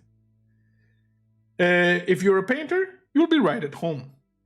If your taste runs more to the artisan, there are workshops on Salisbury Street, just at the end here, and turn right, They're not set up for visitors, do you understand? But you'll see the real craftsmen at work. The genuine article. Now, if you're looking for freshly baked bread, which is delicious. Yeah, Wolf says, haha, farted. Yeah, we farted. It seems a shame to point out that you intend to be on the road again shortly. You let May continue, until she begins to yawn. Would you listen to me yapping? Time to turn in. When would you like your breakfast? We go to 63. So we talked to May, you know. She was like telling us about the town. She told us about the real artisans. You know, she's a nice lady, you know. And Jason says, but she who smelt it dealt it. Lol. Yes. 63. As May stands, you hear a clunk behind you. You look over your shoulder, but all you can see is a wooden door, securely closed. Something weird. There was a noise in the door, you know? There was a noise. Like, for instance, if you see a face in that window behind me, you let me know because it's a killer, you know, or a ghost or a monster, you know? But we heard like something in the door behind us. May Tutts, the young lady of the house.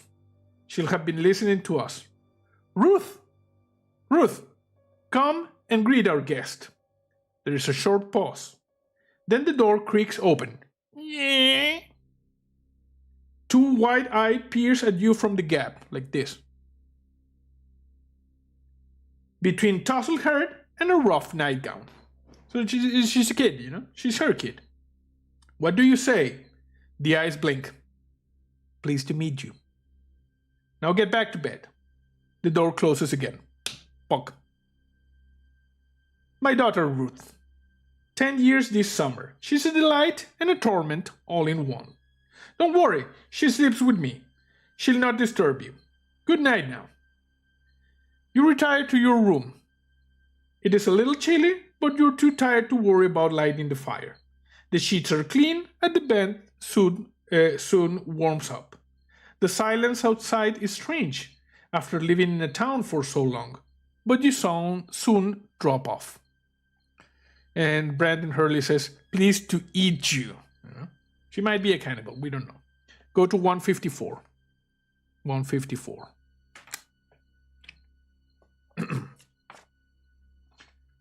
So we're sleeping, you know? Having a good night's sleep, warm bed, simple but good. 154. You dream of a fire in the grate. You know, remember he said that there was a fire in like a grate for making like a fire in a room, but we just went to bed, you know, and the bed warmed up eventually. But you dream of a fire in the grate, coruscating colors shimmering through the dancing tongues of flame. At first, they are tiny, almost microscopic, but they grow and grow until a kaleidoscopic inferno spills from the fireplace, spreading across the floor, up the sheets. Or just a little monster, said Jason, maybe. You wake up with a start, you go like, "Ugh." Daylight glints through the curtains. You get up and examine the grate, blinking the sleep from your eyes. It is quite cold, you know, the grate is cold, so no fire, it was a dream, you know. You have taken any damage, you may heal 1 hit point back from your night's sleep. Oh, we took the damage, you know, but we can heal it. The problem is I don't think I have like something to erase here. Oh no, but my pen has the thing in the back. I'll give you my whole cow if you're that hungry. What is a whole cow? Okay, we are erasing this. We are back at 10 hit points. We're back at 10 hit points. So, go to 166.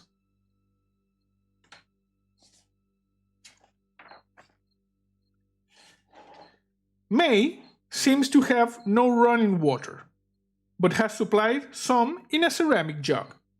You freshen up at the washstand and go in. She cooks a hearty breakfast and leaves you in peace to eat. At about 7:30, you are paid up, packed up, ready to go. You bid May goodbye, and she wishes you the best for your new career in Arkham. If you succeeded at a skill roll last night and wish to investigate the results further, go to 178. Otherwise, go to 192. Last night, we did not succeed at anything, so we go to 192. Jason says, you think you smell something burning, but you realize you just farted yourself awake. I don't know. We go to 192. I mean whole town. Good. 192. You are already tired of your heavy bags. Hopefully Silas has repaired the motor coach and you can resume your long journey. A sourpuss he might be, but the old driver seemed to understand his vehicle well enough. You pause to check your watch. You see? Still 20 minutes early. And round the final corner, the motor coach is gone. You put your bags down and search the area, trekking up and down slopes and round corners.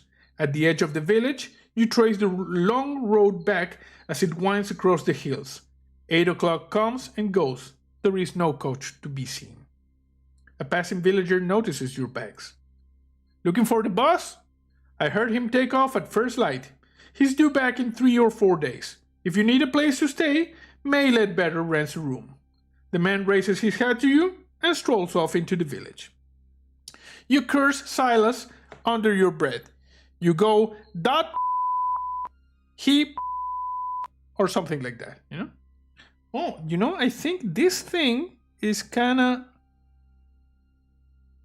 I think is the... I'm gonna check. I think the voice mod just went up on its own. That is kind of weird.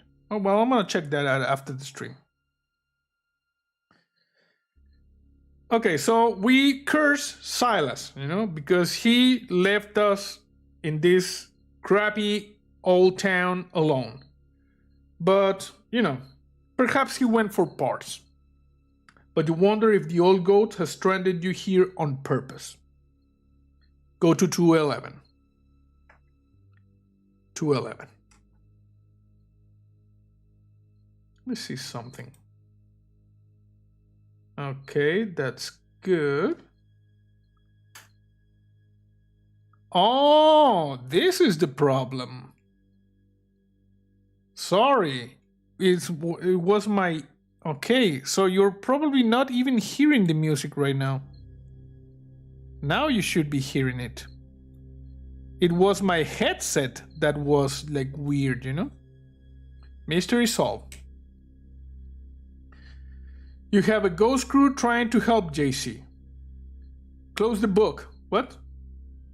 What's going on? No biggie, Wolf. It's no biggie.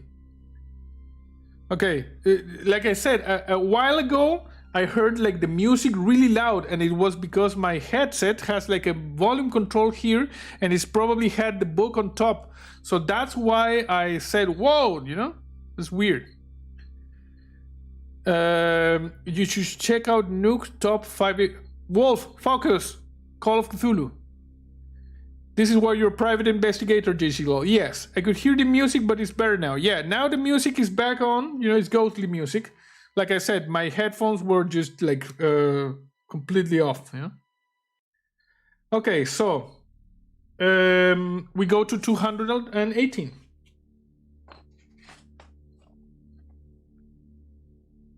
So, are we at the correct level? Yes. And this thing over here, it's at the maximum. Yes. Okay, we're good. So, 218. We're coming back to May's house, you know? We go like right and then left and a small alley and we knock like... And May is doing laundry and looks surprised to see you again. Forgot something? When you explain the situation, she offers to store your bags while you try to arrange alternative transport. You are grateful to relinquish the load. No, it's 211. Because we were at 192. We were at 192, and we go to 218. 218, yeah. If I said 211, I was wrong. It's 218. When you explain the situation, she offers to store your bags while you try to arrange alternative transport. You are grateful to relinquish the load. Nobody here has anything like a car? Oh no, no, she's stating that. Nobody here has anything like a car. She strokes her chin and narrows her eyes. She looks at you like this. Maybe you could find somebody with a horse and a cart for your bags. I could ask around later. Try Mr. Winters at the village hall. He'll know if anyone will. Or ask among the artisans. Their workshops are first left on Silbury Street. She reaches over and squeezes your wrist. Don't worry. I won't see you sleeping in the street. Money or no money. You thank May and turn to face the village. So we're going out into the village. Now we go to number 6.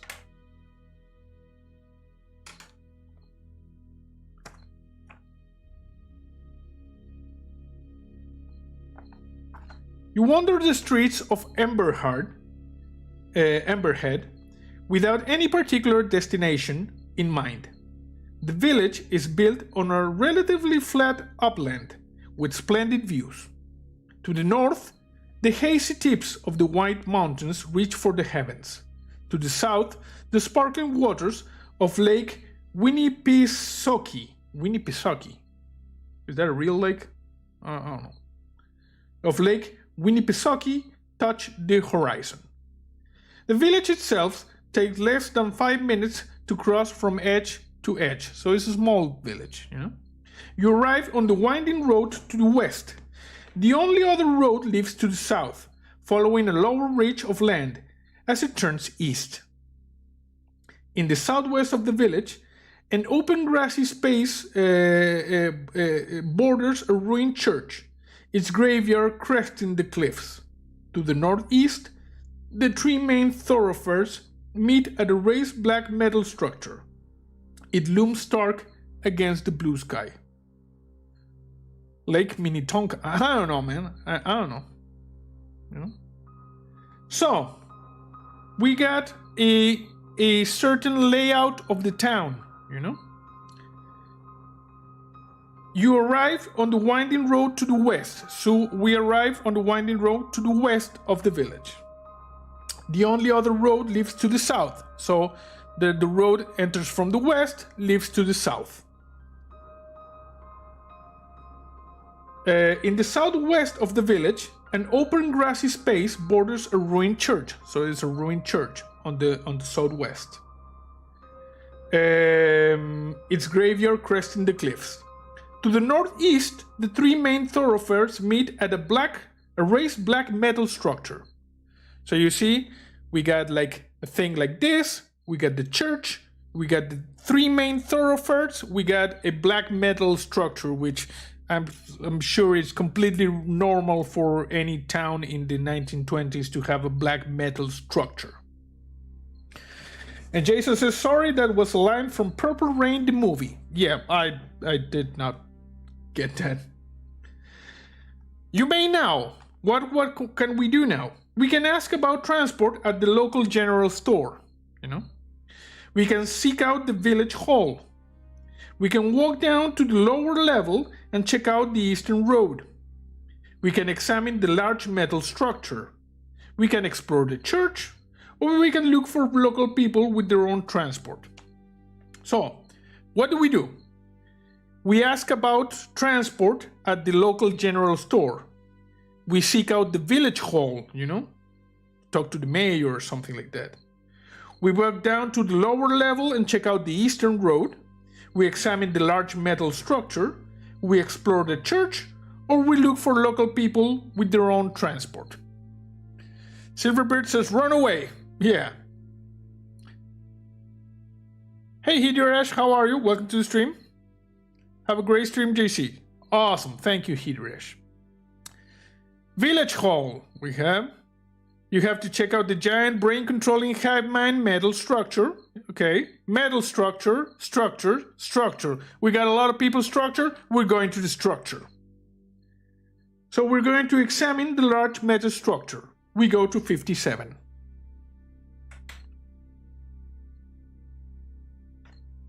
Okay, so there's some sort of large black metal structure in the center where the three main thoroughfares, converge. You walk up the approach, the most central of the village major streets, which has three major streets. We got like the central, It points directly at the old metal structure. As you emerge from the shade of the nearby buildings, you are greeted by a magnificent panorama spread from the north to the southeast. The last colors of fall tint the hills in a sleepy gold. The structure, by contrast, is made from uncompromising iron, singed black. It supports an immense curved platform at the level of your head.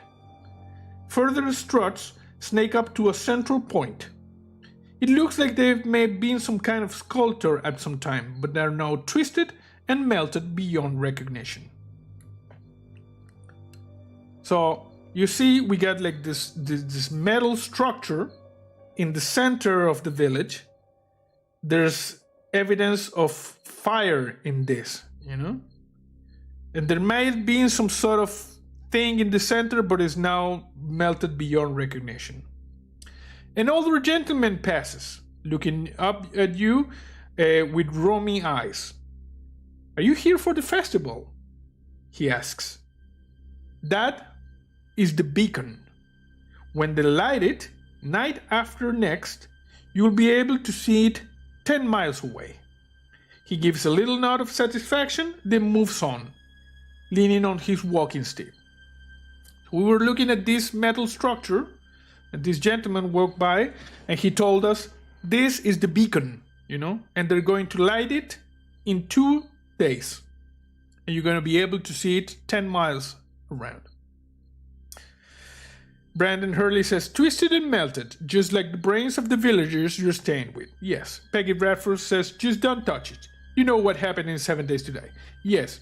If we touch this, we might get zapped with energy and just fly back,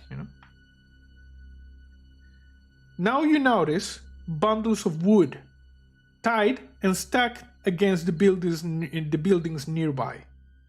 Perhaps this festival would be an interesting diversion, but you really must head to Arkham as soon as possible. We're gonna make now a spot hidden roll. Spot hidden, So we are in this like central square with the beacon metal structure, and we're noticing wood stacked against the nearby buildings, They're gonna make a big fire there, in 2 days. We're gonna do a spot hidden check. Spot hidden, we get 60, And Jason says, or your funeral fire, who knows? So we need to beat 60. We're gonna do another roll, Come on, people, come on, big money.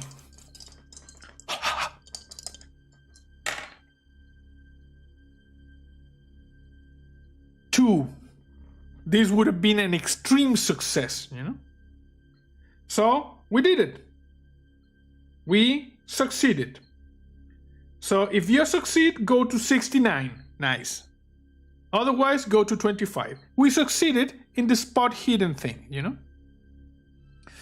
Bundle of wood, bundle of kindling, bundle of Silas.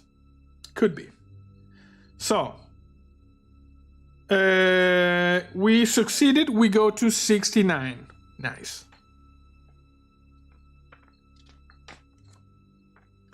As you walk away from the iron structure, you notice something strange about the construction of the village. All the wooden dwellings are concentrated in the west and southwest. To the east and northeast, closest to the beacon, the buildings are formed from dark brick and clay. Does this mean the settlement began at the beacon and spread west? You may check mark the small box beside the spot hidden skill. Now go to 25. Here's the thing, you see? We go to spot hidden and we check this mark here. If we survive this adventure and we continue in a different adventure with this investigator, our character advances, And if we do a check and we succeed in this advance, we get perks, you know. I don't remember exactly because this is explained in the other book, but we like kind of level up. So we succeeded on a spot hidden check, so we click it because in this adventure we succeeded in this, and it's going to help if we survive to make our investigator better, you know. Good number, about time we got some good luck. Agreed. So we succeeded in this spot thing, and we go to 25 now. We're in the village, people. 2 days until the big fire, you know.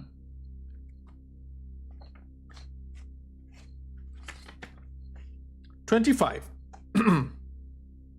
You are beginning to get your bearings in Amberhead. Would you like to explore some more? You may choose another option from those below. Do not repeat a previous choice.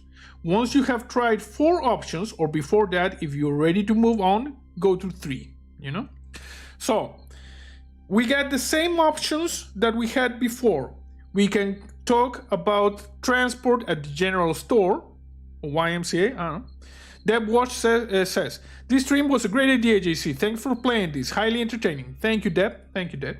So, remember, what do? We go to the YMCA. No, not the YMCA. Jason asked YMCA. We go to the local general store to ask for transportation, you know? We tried one option. I'm going to just mark this down over here. We tried one option. We have 3 more to try. So we go to the general store to ask for transportation. We go to the village hall. We walk down to the lower level and check out the eastern road, which is the road that goes outside the village, you know. Examine the last metal structure. We did that. We go to the church, or we talk to the local people. So we can seek transportation either at the general store or talking to local people. We can go to the city hall, or we can explore the east road, or we can explore the church. What do? Remember, city hall, general store, burn church, road, or just talk to people and ask if they have transportation. You said we were in the village, people. I couldn't help myself. Oh, I know. Andrew says church. Peggy says church. Jason says church. We're going to the church. Stephen says I go to the general store. Most girls says church. Okay, we're going to go to the church for now. You know, that's going to be our second thing. We go to 34.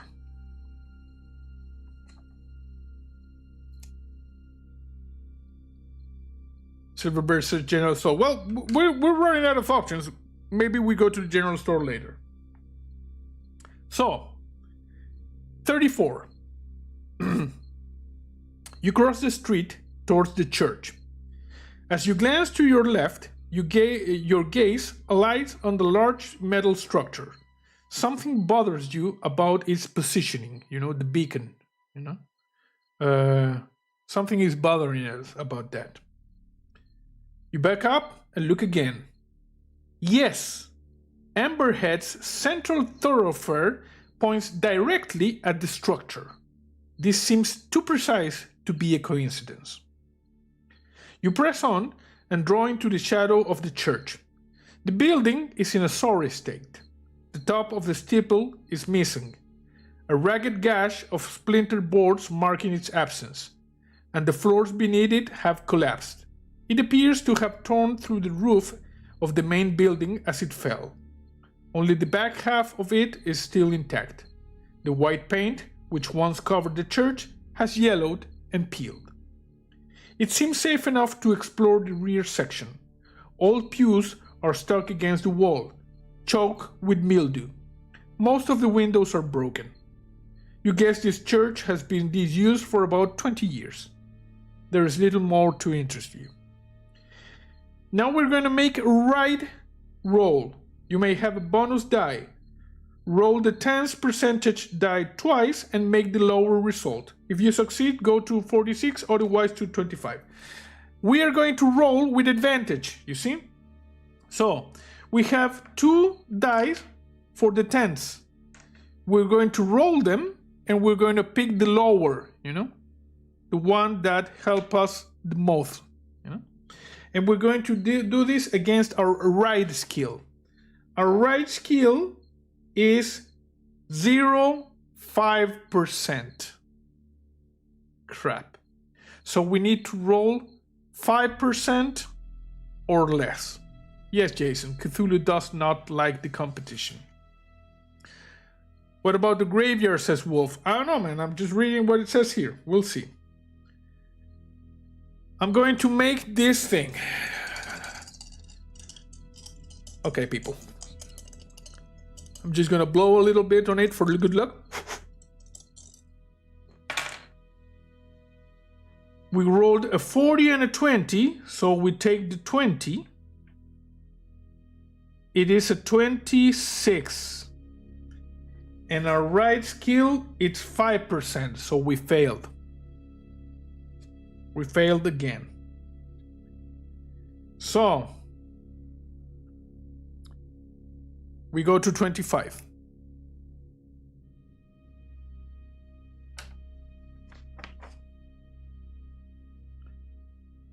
You're beginning to get your bearings on Amberhead. Would you like to explore some more? We're back at the place we were, So, we didn't notice anything at the church.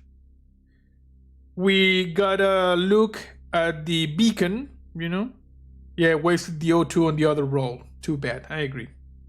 So, now, what would you like to do? General store to ask for transportation. Just talk to the people and ask if they have means of transportation. Village hall, or go to the lower level and check out the eastern road that goes out of town. Jolly Lama says, almost like you were bound to fail. I don't know. If we didn't fail, we'd think something was wrong, most likely. But we failed, so everything is peachy, we're just walking. So remember, general store, hall, talk to the people, southern road. We have 2 more things to go. General store, general store, general store, store. We're going to the general store. Marking 1 more. We're gonna go to the general store to 16. Sorry, Brandon. But you did say general store before, so we're going there. So, 16, general store. The general store is on a corner beside the main road, just before it plunges to the south, to the road that goes outside the town. The shopkeeper is a brisk, immense lady, like tall vampire lady, I'm saying. Brandon says, no way, I said City Hall twice. Oh, sorry. So, tall vampire lady is here. She's the shopkeeper, And she has a starch apron and strong shoulders. She looks hard at your unfamiliar face. She looks at you, like this. You see? Transport. There's a motor coach that comes through twice a week. Missed it? There's a truck, brings in my supplies every second Tuesday. But he's not due until next week. She shrugs. It seems Amberhead is content to keep its distance from the outside world. You have enough money to buy 1 or 2 inexpensive everyday items here. Note them down on your investigator sheet. Remember, the year is 1927. The shop stocks no weapons except a dusty hunting knife, which you may purchase if you want. I will purchase a hunting knife as a weapon,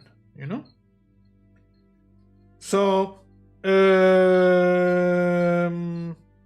I'm going to write down over here on weapons, hunting knife.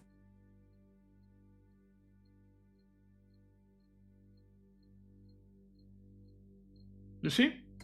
We purchase a hunting knife. And we may purchase other items from 1927. I think we're good, We're not going to purchase anything else.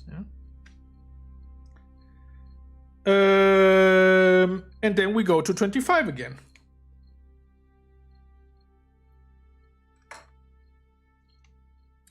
You are beginning to get your bearings in Amberhead. Would you like to explore some more? Our options now are Village Hall, the road to the south, or just talk to people at random, ask them if they have transport, you know? I would recommend we go to the hall. Yeah, Brandon, the hunting knife has its own stats at the item, but, you know, if we need it, they're going to give us, you know? Stomach medicine for farts. That might have been a good thing, you know, like some Pepto-Bismol. Like I said, City Hall, or Town Hall actually, South Road, talk to random people.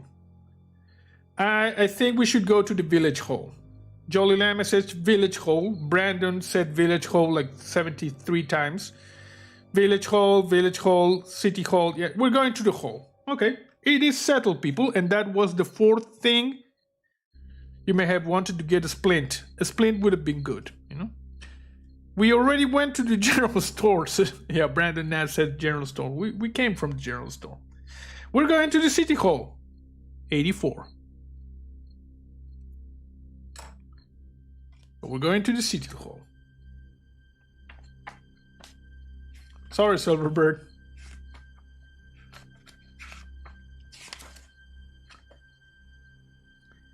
The Village Hall backs against a cliff at the east end of Silbury Street. It's the largest building you've seen so far in Amberhead. It is, however, locked and shuttered. You know, it's locked, so goodbye. No, we will check this out, you know. You walk around it, peering through gaps in the shutters. There seems to be one large room, presumably for community meetings, and a smaller annex that serves as an office and archives.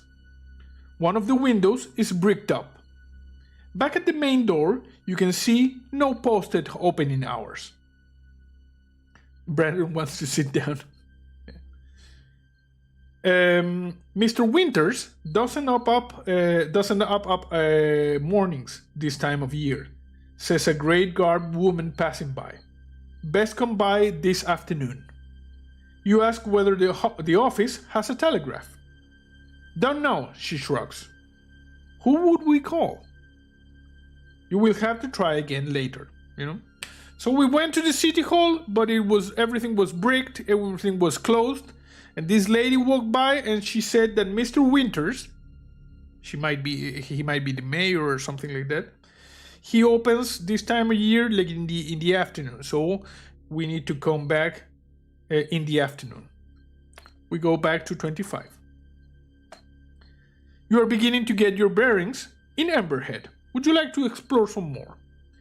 Now, we already tried 4 options, so now we go to number 3.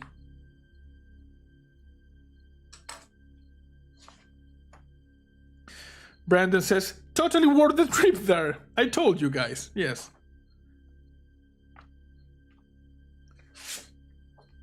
So, number 3. Your morning exertions have left you hungry. You roam the streets of Amberhead looking for sustenance. There is nothing resembling the busy cafes of your hometown, or anything that might be called a restaurant. In the beginning, it is beginning to look like you will have to get supplies from the general store when May Ledbetter comes down the street with a girl trailing in her wake. This must be Ruth. As she notices you, she races past her mother and approaches you with a smile. You know, she's like this. This is a different Ruth from the shy creature of last night. As she reaches you, she stops and stretches her arms up in celebration. She looks up into your eyes. Abruptly, the smile drops from her face, and she looks several years older. Get out before the festival, she hisses. Get out! She blinks hard, like this, you know? Then scuttles back towards her mother. So this creepy little girl just ran up to us and she told us to get out of the town before the festival. And then she went back. Jason says, time for more snacks. Jolly Lama says, creepy mom. Yeah, you know, something is weird, you know. May approaches, wrapping up an arm around her daughter's shoulder. She smiles. How are you getting on? Have you found transport? Startled, you explain the frustration of the situation. I tried Mr. Winters in the village hall. He's always in the afternoon. You'll be hungry by now. Help yourself to any food in the house. The door's not locked. Hey, Michael with the super chat. Loving this stream. Thank you. Much appreciated. We will use it to buy dinner things. Like this, you know. Mouse Girl says, lol, there is always a creepy little girl, you know. But she might be trying to, like, help us, you know. Andrew Cortez says, at that moment, I'd be like, nope. Gonna walk down that road out of town. Me as well, you know. The creepy little girl comes and says that to me, I'm out of there. I'm just out of there. You glance at Ruth, where she has squirreled herself behind her mother's leg. Her eyes implore you to silence. So, what do? We can ask Ruth about what she said. We can ask May about what Ruth said. Or we can say nothing. What do? Do we ask the little girl about what she just said? Do we ask May about what Ruth said? Or we shut the hell up? This might have consequences, so think twice. Say nothing. Michael Velasquez was to just go bananas, you know, like full kamikaze and ask May, you know? Say nothing, reveal nothing, and Jolly Llama says, buy the horse. Say nothing. Ask the creepy girl. I wouldn't snitch on the girl, she said in secret. Ask May. May. Damn, you people are suicidal.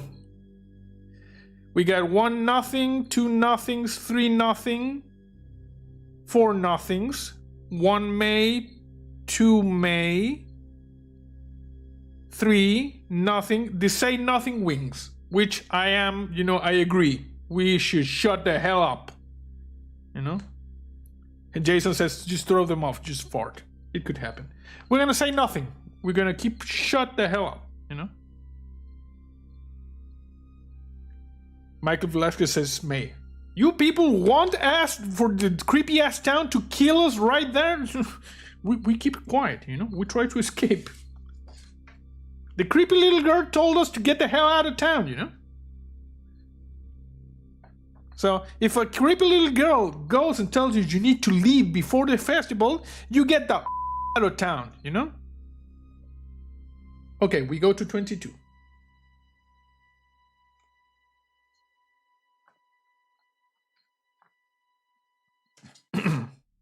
So, you take your leave of the Ledbetters, you know, May and Ruth. Steven Shurker says, we are a PI. We keep our secrets to ourselves. Yes, remember, we are a PI. We are in character, you know, and we sneak. We sneak. We're like the wind, you know, or like a fly on the wall. So you take your leave of the Ledbetters and head towards their house, you know, because May said there might be food there we could eat, you know. The door opens easily. In the low kitchen, you make a meal from stodgy bread and leftovers too. Delicious and moist, you know. Peggy Bradford says, sounds like the festival episode of Star Trek. And Steven Shurker says, we might even have a beard. We might, you know. We're hiding things, you know. We make a sandwich, you know, from some bread, leftovers too. It is delicious and moist. A little window offers a view to the mountains of madness. Just plain up mountains, you know. If you learned one thing this morning, it was that Amberhead Street holds little to occupy the visitor from out of town. But there are still about 5 hours of daylight remaining. You could take some provisions and the bare essentials from your luggage and set out in the hope of reaching another settlement before dark. Or you could ask advice from this Mr. Winters. So here is a very important decision, you know? People are still going about the beard. Do we grab the essentials and a little bit of food and we make a run for it, trying to leave town for another settlement? Or do we go back to the village hall and talk to this Mr. Winters that they told us he opens in the afternoon? Those are our choices. Make a run for it, talk to Mr. Winters. What do we do? I will let you people decide. If we die horribly at the hands of like the cannibal villagers or whatever it is that they do here with the black metal structure, it is your fault. And people say Mr. Winters. Brandon says, Mr. Winters, I'm telling you that Village Hall is the place to be. Winters, Village Hall, make a run for it, says Steven. I'm seeing only one person in chat actually has like self-preservation like instincts. The rest of you are just waltzing into the fire. Oh, 2 people. Good. Okay. It is gone. We are going to Mr. Winters. So, we'll go back to the village hall, 11.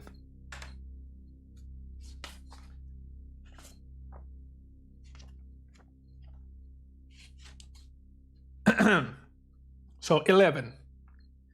The village hall overlooks the lower north ridge of the village. You walk along Silbury Street to find it, conscious of the oppressive black metal structure, the beacon, framed at the end of the road. The shutters of the hall are open and some windows left ajar. There is no knocker, but a little bell over the entrance tingles as you push the front door. So you open this and it goes like ting ting. Jason says, let's go to the place with all the chainsaws. That would be good, you know? Inside, a sturdy door to your right is marked private. To your left, an opening leads through to a bright room. You take a few steps inside. Benches line the walls, and there are 2 notice boards mounted between the windows. Now we can examine the notice boards or we can knock on the door. What do we do?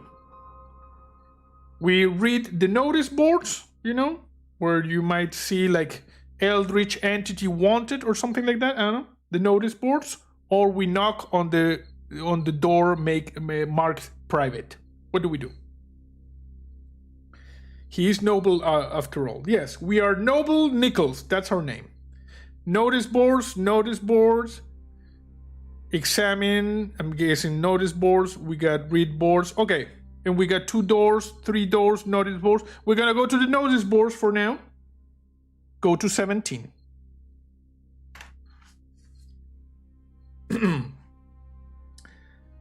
The floorboards creak beneath you as you cross the room. You feel a slight spring in your step. Perhaps this room is used as a gymnasium for the village children. One notice board appears to be for the adults of the community and one for the children.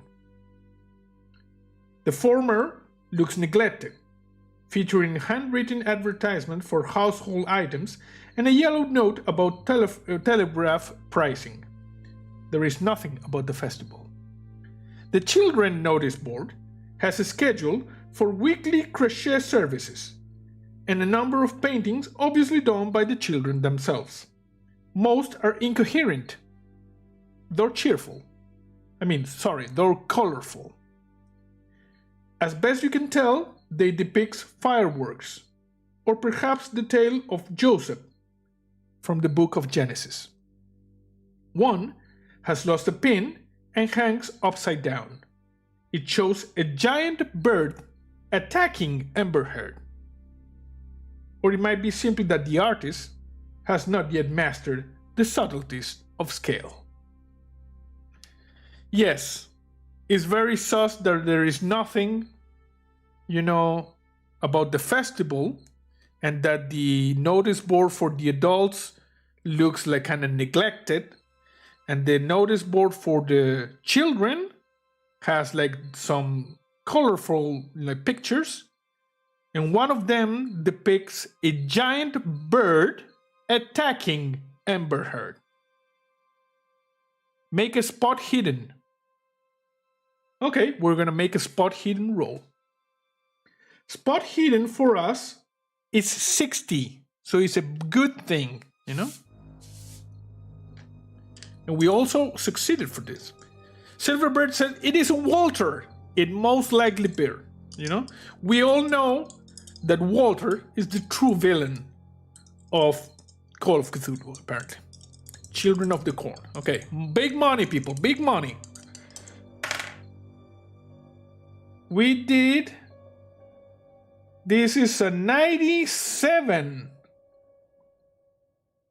We failed the spot hidden check. I'm rolling like crap, you know.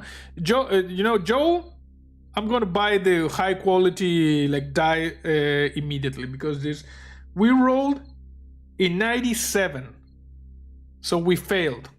We failed the spot hidden. We go to 37.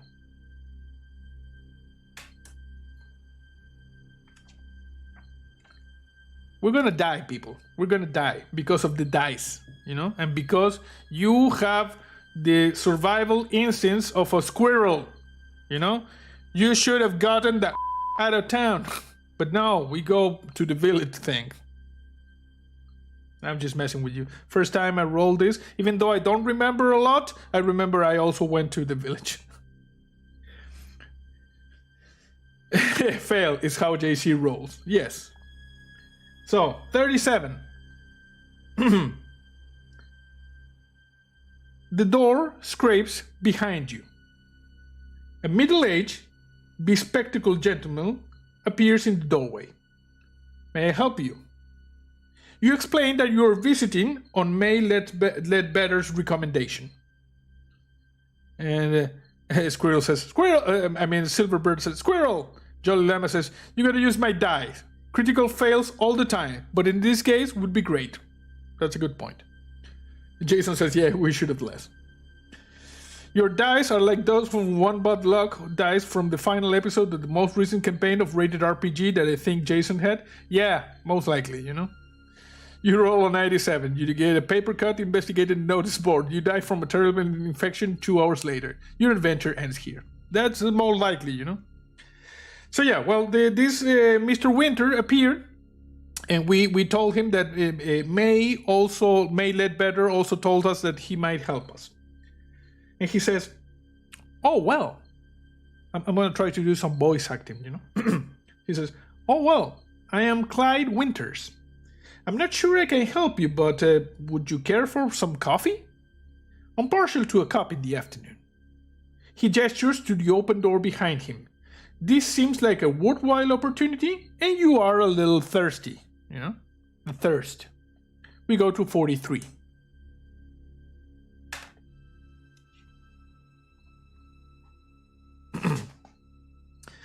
You step through 43. You step through the door marked private.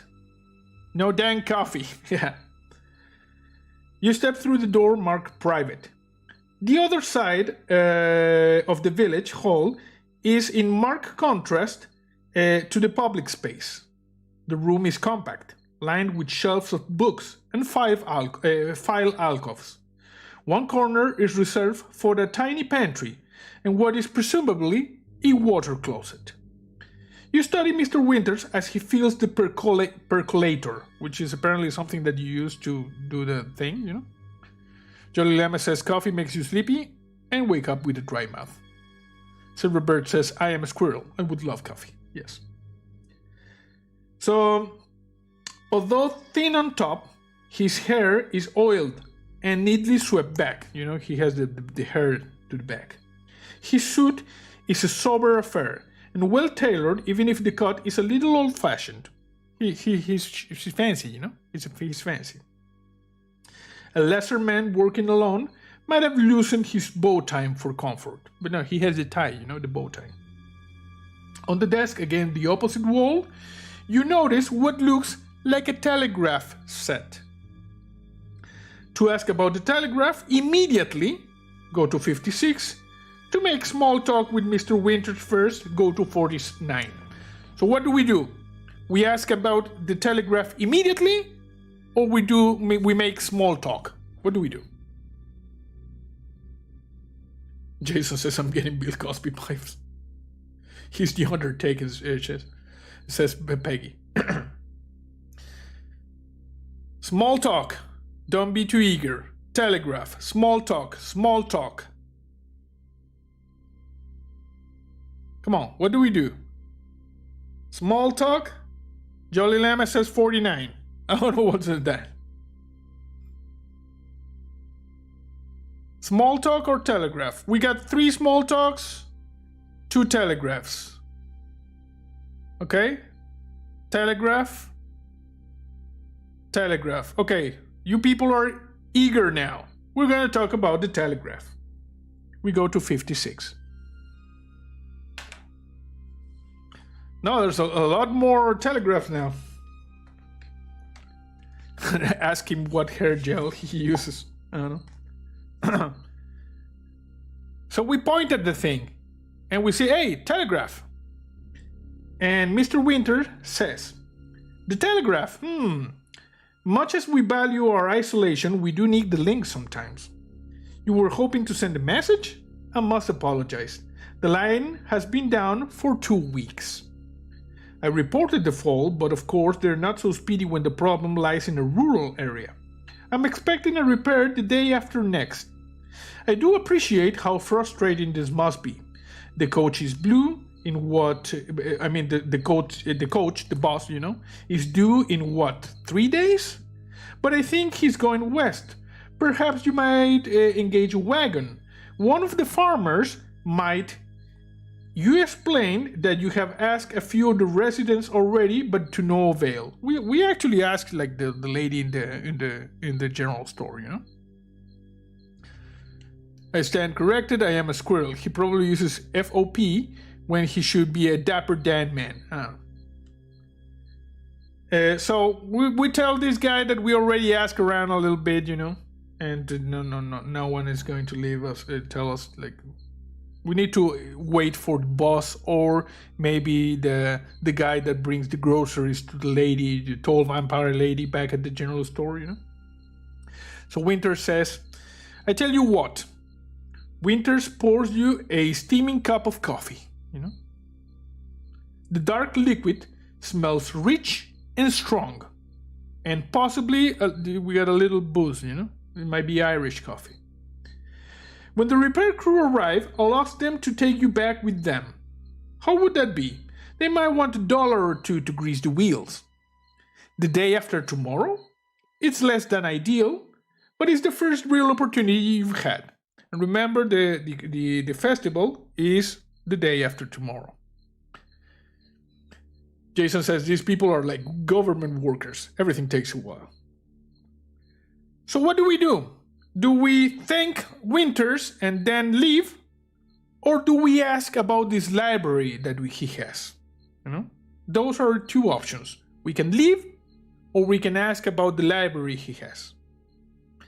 Brandon Hurley says, find the creepy girl, get her to test it first. Could be poison, be careful.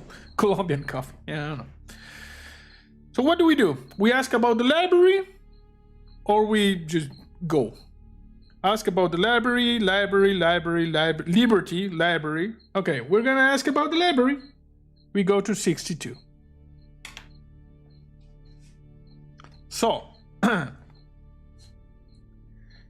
you make a small but flattering remark about a couple of the volumes on his shelves. Winter blushes with pleasure, He takes pleasure in books. Well, of course, they are not my personal collection. They belong to the village, he says. But I did select most of the recent items. This is the community library, you see. I put up the private sign to stop people from just wandering into the meetings in the other room, from the meetings in the other room. But this is really a public space, And Silverbird is being a squirrel, Yeah, Michael, autocorrect. You scan the shelves. There is a sparse but respectable collection on mathematics and the sciences, science. Passable sections on history and arts, and a shelf of literature. He has a few lowbrow novels tucked away in a corner, with tatty copies of bizarre tale magazines. He has like the Bizarre Tales magazine. Quality does not always equate to popularity, I'm afraid. Winters gives you an apologetic smile. It's okay, bro. It's okay to have the nerdy magazines, When he looks away, you talk about the library, you dump the coffee. Okay, so what do we do now? We take some time to do some research in the library, or we leave now. Those are our choices. We can leave, or we can stay in the library and do a little bit of reading and research, We might uncover some information about this town, or maybe we just off, What do we do? Jolly Lama says, breaking the fourth wall. Yes. What do we do? Michael says leave. Brandon says leave. Jason says fart, throw him off and run. Leave. Interesting. 1 research and 5 leaves. Okay, we leave. Personally, I would have done some research, but we're going to leave. We go to 180. Now a couple of research showed up, but most people are saying leave,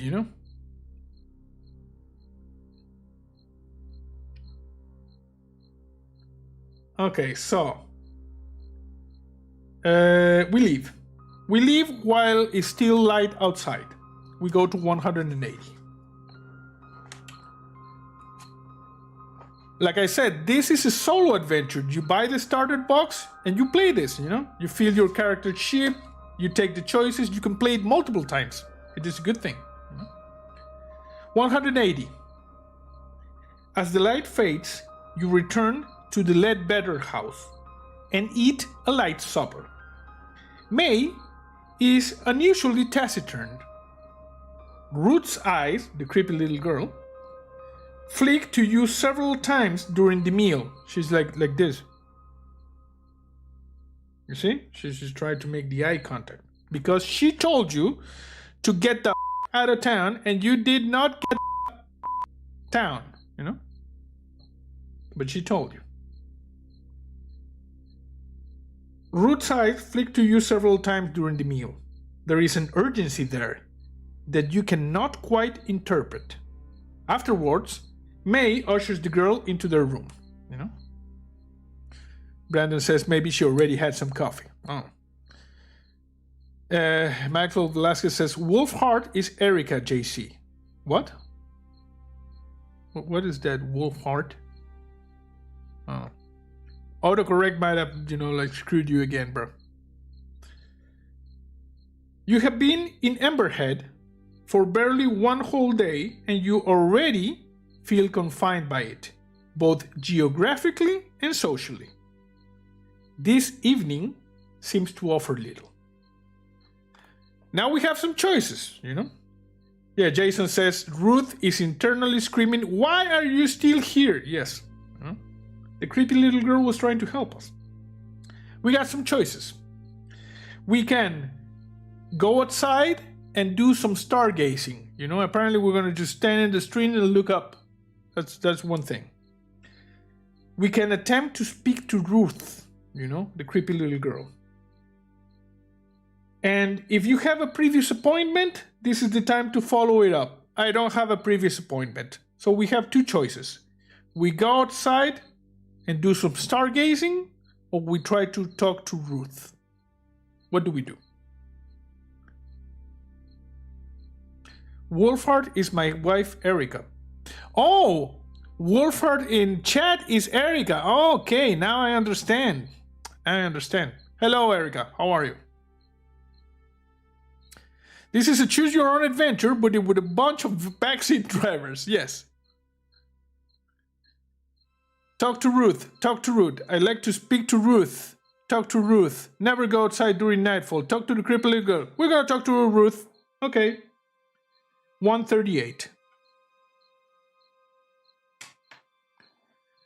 Okay, so we talk to Ruth. 138.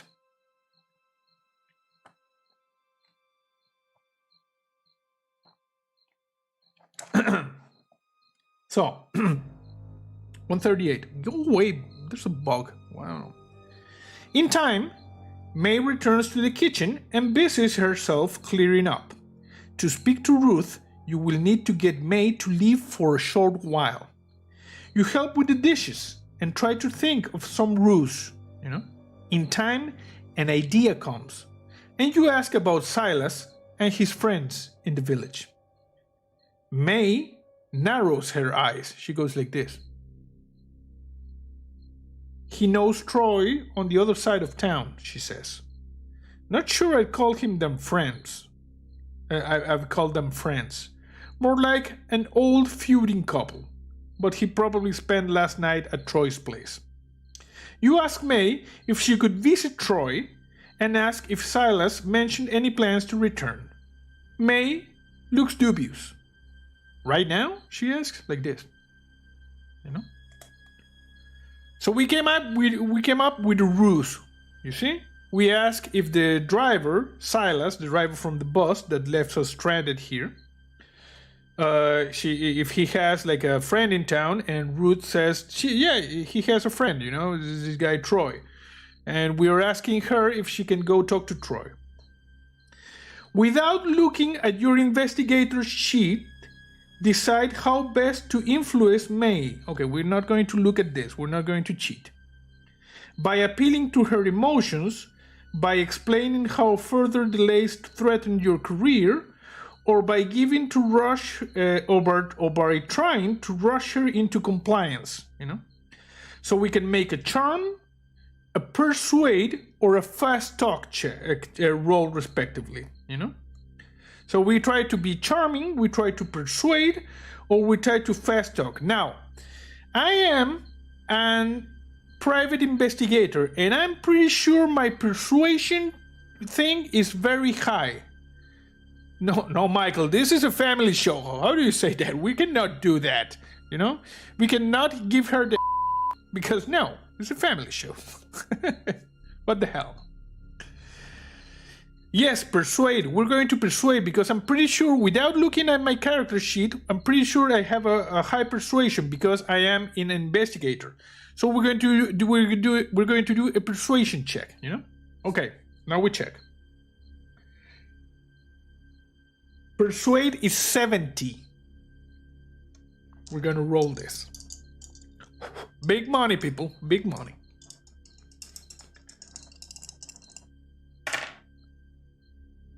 $10, $12. We did it. We did it. You see? We succeeded on the persuasion. If you succeed, go to 145. Because our persuasion was 70. And we rolled a 12. So it was a good success.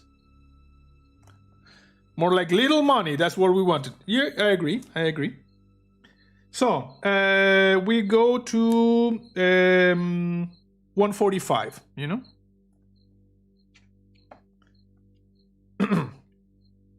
Oh, look at this. This is a diagram of Amberhead. You see? These are the three main thoroughheads, the three main streets. This is the beacon. You see, the general store.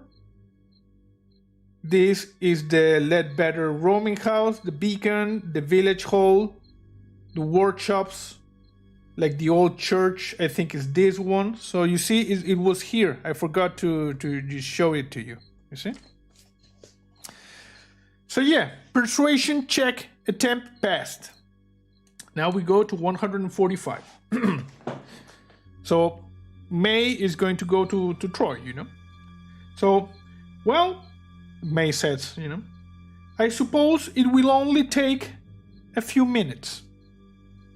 May fetches a coat and heads out into the night. You give her time to get clear, then rap on the bedroom door. Nothing comes but silence. Then feet pad across the floor. I hear feet, like. And the door opens a few inches. Ruth's eyes stare through the gap, glancing from left to right. You explain her mother has left the house and ask what has been bothering her. Those eyes flick up to stare at you. It's tomorrow, she whispers. Same as every year. They took my dad. They'll take you if you let them. Brandon Hurley says, prepare your hunting knife. And Michael says, this is fun. Playing with other people must be awesome. Yeah. I'm not going to say anything, but the main issue with playing with other people is like time and coordination, But yeah, if you have like a stable group, like people, friends with similar interests, this should be awesome. We will see. Maybe in the future I will be able to run like a solo thing and do something with people in the chat. I'm not promising anything. I'm just saying I'm going to think about it, Peggy said need to use all on that door, yeah. In the meantime, we can do the solo adventures, I will purchase. I will purchase with the donation monies. We will buy more solo adventures and we will do this again, Jason says, grab the girl and get the hell out of Dodge. Could be. So yeah, back to the adventure. It's tomorrow, she whispers. Same as every year. They took my dad. They'll take you. If you let them. And Andrew says, if you do it, JC, I'm in. Yeah. Not promising anything. I'm going to think about it, see the logistics, but maybe. If not, we will have these solo adventures always. The conviction in her eyes is chilling. You press her. Who is she talking about? All of them. Everyone.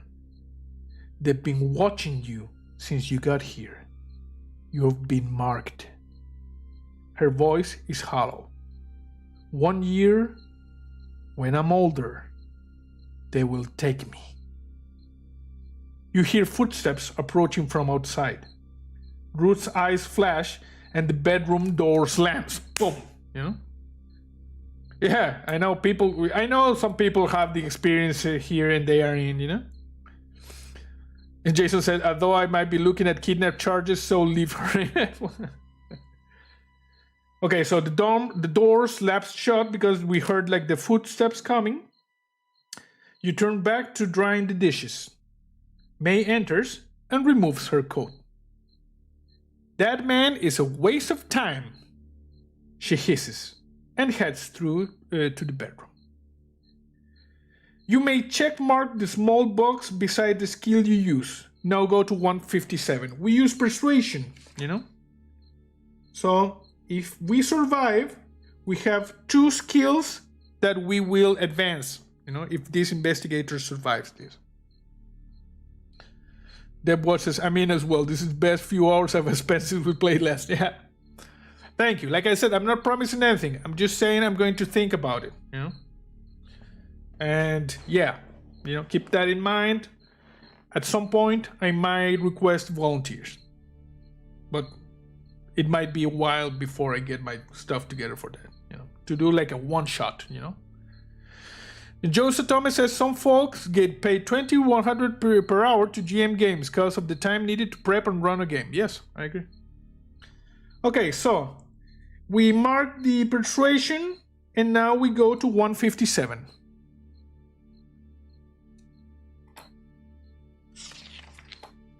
There's a cricket in back, being appropriately spooky. 157. The familiar surroundings of your guest room are becoming constrictive. The neat bed, small wardrobe, and dressing mirror have the feel of a prison cell about them. What are you still doing here in Amberhead? Your new life is elsewhere. Yeah, in the fine town of Arkham, where nothing weird ever happens, and there is absolutely not a copy of the Necronomicon in the Arkham, like the Miskatonic University. Yeah, Michael says I volunteered. Jerry Lama says I just got a new microphone. I'm waiting for the splitter to make it work on my PC. That's awesome. That's awesome. I know. I'll keep that in mind. Don't worry. But like I said, give me time. I need to think. I need to figure things. It might never happen, but if it happens, you will know. You lie on the bed and stare at a small crack in the ceiling. Apparently there's a crack in the ceiling. Jason said this is a great time. You turn over the day's events, thinking through the little details you spotted. Like the fact that the creepy little girl told you to get the hell out of town, and the fact that there's a giant metal structure in the center of town, the beacon, is weird, And yeah, Jason says, instead you're here waiting to become a crispy critter. You are certainly weary from the elevation and the fresh air. But do you still feel safe here? So we get a choice. We can let ourselves fall asleep, or we can try and stay awake. What do we do? Do we fall asleep? Do we stay awake? Choose. RP games are great get-togethers. You get to know people in different ways when they played characters. I agree. Interestingly enough, I never played an RP game. I just looked at this. But let's see what people want to do. Do we go to sleep? Do we stay awake? Mouse Girl says sleep. Michael says awake. Erica says awake. Andrew said sleep. Stephen says might need a good night's rest for tomorrow. Sleep. Stay awake. Sleep. Never fall asleep. There will be dreams of mass hysteria and delusions. Okay, it's pretty evenly split, Might as well sleep. Awake. Sleep lightly. 1, 2, 3, 4, 5, 6, 7, 8. 1, 2, 3, 4, 5, 6, 7. Well, sleep one by one. You people will never survive in a Lovecraftian situation if you go to sleep when you are in a town where they are waiting to kill your ass. Where you have been marked for termination. You are basically John Connor. We're gonna go to sleep,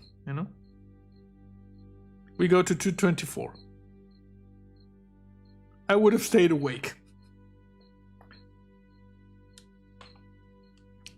Awake just took its split 7-7. Yeah, but I made the count at some point. Sleep 1. If we do this again, and we will do this again, I will figure out a different thing, like a voting system. I don't know. Not scared of death, sleepy. Oh, Jesus Christ, Survival instincts of a squirrel, And I'm going to be generous and say the survival instincts of a happy squirrel, You're fighting against this guy, remember. Stay there, bro. Don't fall down. Stay there. Okay. 224. Either way is fun. Yeah. Your eyelids are heavy, and whatever your reservation, blackness soon takes you. Joe says I would have jammed the door and the window. Might be. Yeah, there goes your HP. Yeah. You dream again of fire in the grate. Remember the first night we dreamt that there was like a fire with weird colors in the grate, in the fire grate? or a room has a little fire in the corner, Going to pay extra, the BRB, yes. You dream again of fire in the grate, a small theater of lights twinkling, a tiny drama. The flames seem to consume nothing, almost to hang in the air. A moment later, they are around your sleeping form, filling the room with flickering colors. Blue, yellow, red, purple. They dance on and around you. The little tongues brush your flesh. Go to 26.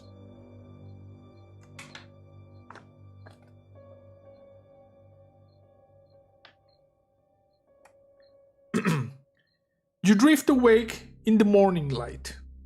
The sun is already high, but you do not feel well rested. You find yourself preoccupied with little details of the room.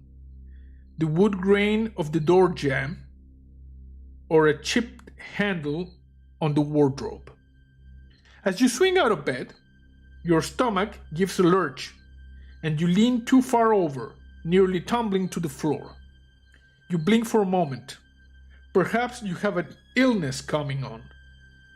You get carefully to your feet. The air in the room is heavy and fragrant. You stare out the window until you feel steady enough to leave. I think someone drugged us or something like that. Your skill rolls today suffer a penalty. Roll the tense percentage die twice and take the higher result. This does not apply to luck, sanity, or damage rolls. So any rolls we do now, we do with disadvantage. We have to roll the tense dice. We roll them twice, or we roll 2, and instead of taking the lower, which we do if we roll with advantage, we take the higher, Should have stayed awake. Yes, I agree, Michael. So today we have disadvantage on this thing, And this does not apply to luck, sanity, or damage rolls. Okay? So I'm just gonna make a little thing over here. So luck, sanity, or damage rolls, which I don't have the damage rolls because we're not in combat. I'm gonna put a D over here. Otherwise, any rolls we do today, we take disadvantage. He's been cusping. That's dark. We go to 64. $64. The Ledbetter kitchen is empty, although bread and eggs have been laid out for your breakfast, which is delicious and moist. May, she's not so bad. She gave us the bread and the eggs. There is a note from May explaining that she has taken Ruth out for a few hours. It's okay. I'm a happy squirrel, says Silver. If you were involved in a fight in the village last night and want to investigate the aftermath, go to 70. We were not involved in a fight in the village last night. Which gives you a glimpse that there are many more branching stories in this, so you can play this over and over again, Only eat the prepackaged pudding, yes. Not the eggs and the things. Otherwise, go to 78. Okay, we go to 78 because we did not have a fight last night in the village.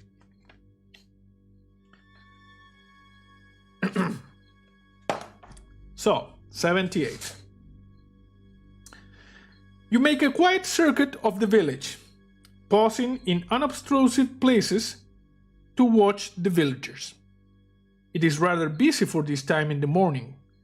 Yawning locals stream back and forward along the road, carrying bundles of split logs to the side of what you've heard referred to as the beacon.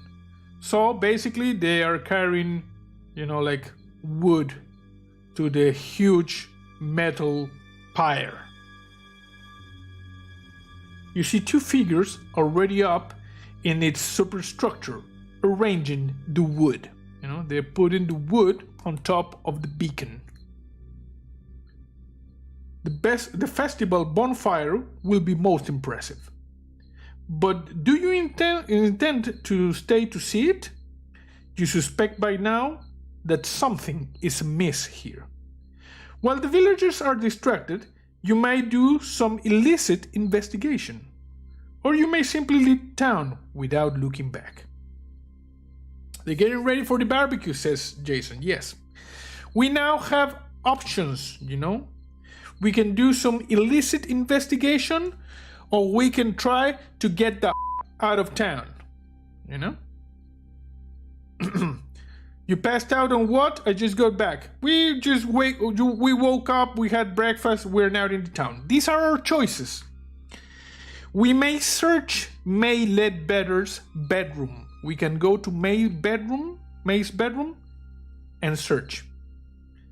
We can go to the village hall, maybe to search. You know, don't choose just yet. Let's just listen to the options.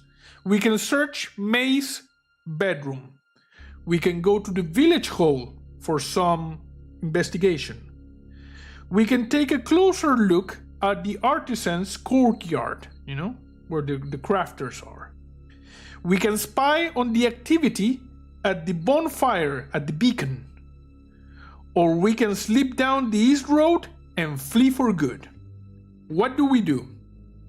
Search May's bedroom, go to the village town hall again, investigate in the artisan's courtyard, investigate at the beacon, or get the hell out of town. What do we do? Now you start voting. Silverbird says, I am a very happy squirrel. Do they have food stalls? Most likely. Jason says, flee. Jolly Llama says, search, yeah, you get another attempt at spot hidden. Spy on the beacon. Leave. Okay, we got 2 leaves, 1 beacon, and 1 search, I don't know what. Village hall, investigate beacon. We have 2 beacons. Let's say 2 beacons, 2 rooms, 2 leaves. 3 leaves. 3 leaves, 2 village, 2 beacons. Flee. Okay, we got 4 flee. Okay, we're gonna flee.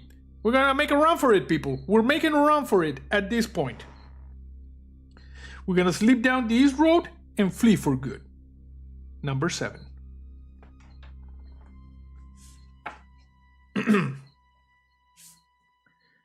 So, we're running. We're making a run for it, people.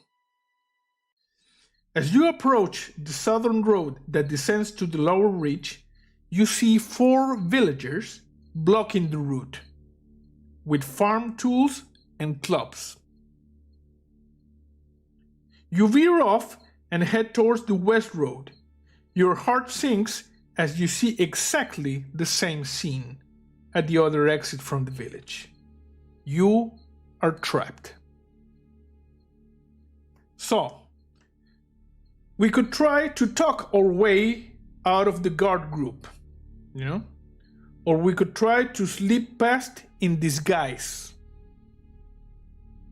Or, do you know another way to leave the village? We do not know another way to leave the village, you know? So we got 2 choices.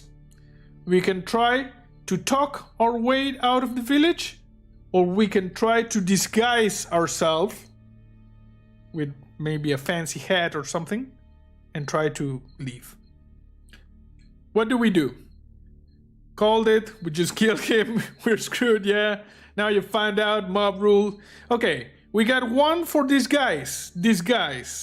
Okay, Andrew says disguise. What do? Do we talk or do we disguise? We got 2 disguises. Disguise. What is your disguise score? 50. It's not bad, actually. Not very bad. Disguise. Okay, the disguise had them. Bad. We're going to disguise ourselves, you know? Okay, so we're going to try to slip out in disguise. We go to 125. There was 1 persuade. Okay. We're going to these guys. We're going to 1 and 25. I think both options are going to be bad. Yeah, most likely. There might have been another way out of town, apparently, you know? Maybe if we knew about it. Okay, so we go back. On the other side of May Ledbetter Street, you see a washing line with some baggy, crumpled clothes. It's not a lot to work with, but you use your own clothes as stuffing. Improvise a hat. I told you we were going to use a fancy hat. And change your gait to a stoop shamble. You know, we're walking with a shamble. We have a fancy hat. We padded our clothes to look bigger. You know. Nobody gives you a second look as you limp towards the southern exit from the village. The guards are still at their station, scrutinizing passers-by, but they are beginning to look bored. Make a hard disguise roll. If you succeed, go to 146. If you fail, go to 139. But remember, because we woke up kind of groggy, because I think we might have been like drugged or something, we have disadvantage on our rolls. You know? Joseph Thomas says, run back to the general store and get a lamp oil and start burning buildings, escaping the confusion. That would have been a good idea. So, our disguise is 50. A hard roll is half, 25. So we need to meet or lower than 25. And we need to do it at disadvantage. So we need to pick the highest of the 10s. Jelly Lama says, a hard roll, oh dear God, and with disadvantage, you know? Should have fought it and stayed awake. Yes, I agree. Turns out is the outfit going to be used as your burn clothes. Okay, people, this is it. Okay, so we got a 10 here. And we got a 30. So sadly, if we hadn't had disadvantage, we would have succeeded. It's a 39. And we needed to beat a 25. So we failed. No, because it was a disadvantage. So we need a 39. We failed. Because of the damn disadvantage, because we got like drugged, you know? We learned nothing from town, really disappointed, might be found out. Okay, well. So, 125. If you fail, go to 139. Nailed it as in failed it because you should have just stayed back in town if they was trying to. Silverbird says, I am a very happy squirrel. Yellow Tiger says, oh no. Okay, people, 139. These locals are not as stupid as you think. They grab you and march you back into the center of the village. Go to 108.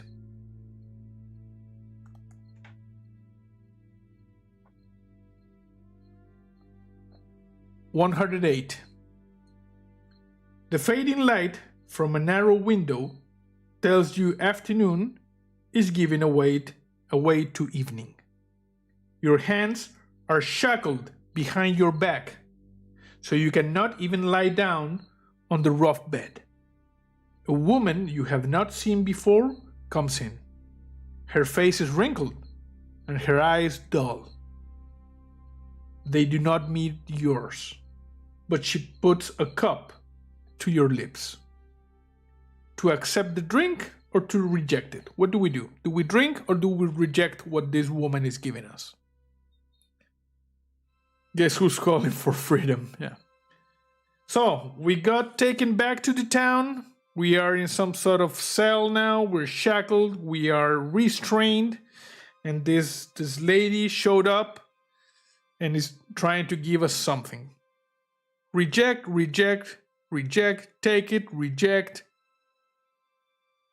reject. Okay, we'll reject it. We're going to reject. We go to 113.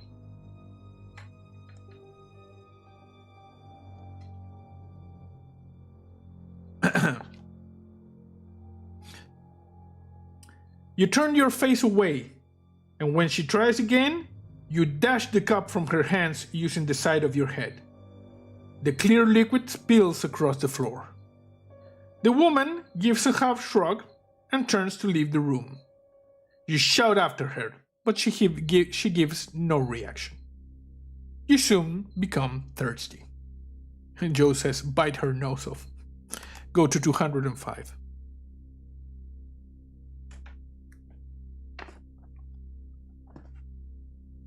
Personally, I think she was just giving us water, you know? They have us. She was probably just giving us water. 205. As the light fades outside, your little prison becomes dark. You can hear much activity around the building. Occasionally, an orange glow passes the window.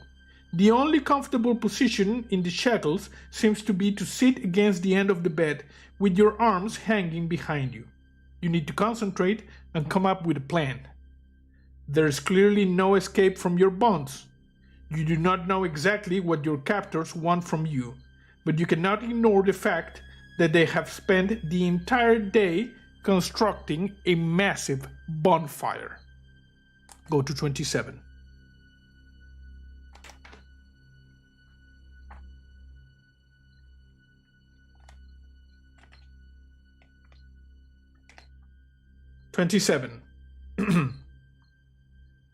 I would have looked up at her and asked her why I'm here, says Jolly Lemon. No rat's ass is given at this point, says Jason. 27. The door scrapes, granting you back into the moment.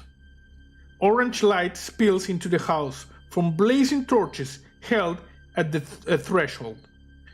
Two large villagers step in and grab you.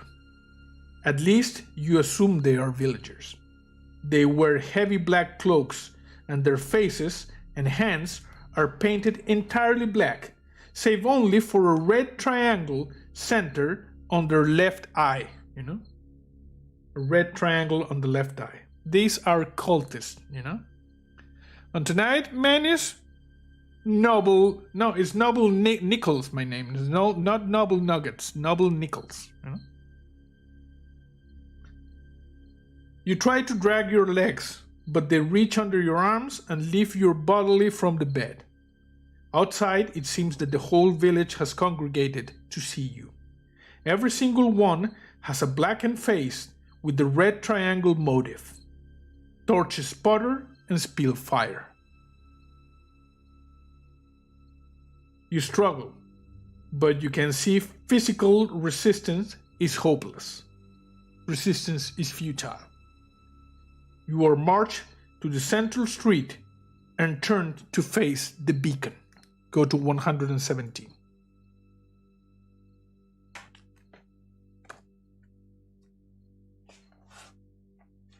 And we had such a nice investigator. It's nuggets now, says Silverbird.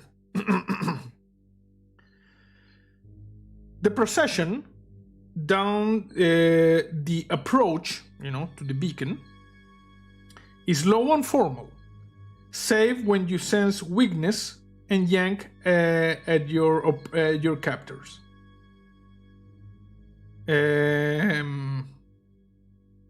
The procession down the approach, like the thoroughfare that goes to the beacon, is low and formal, save when you sense weakness and yank at your captors. The formal aspect when you're just struggling is gone.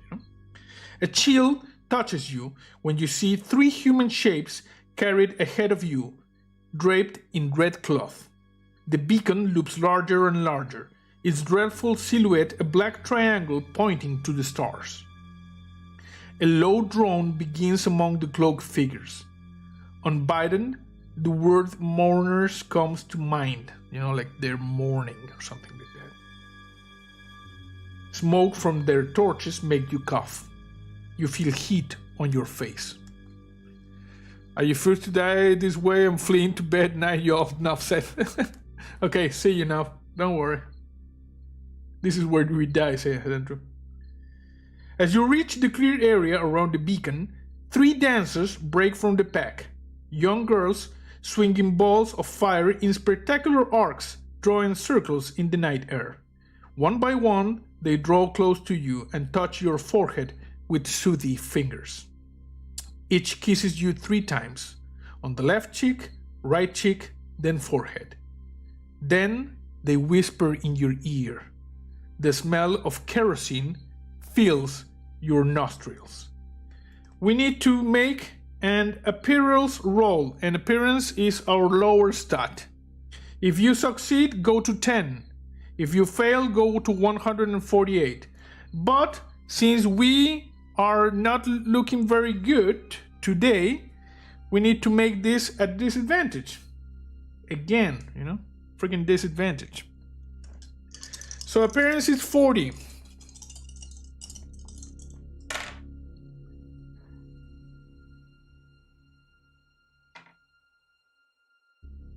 $98. We failed spectacularly,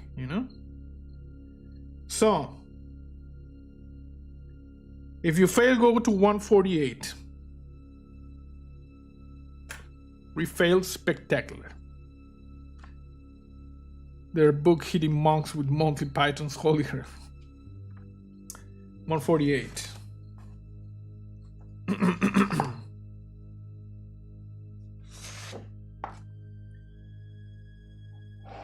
So 148.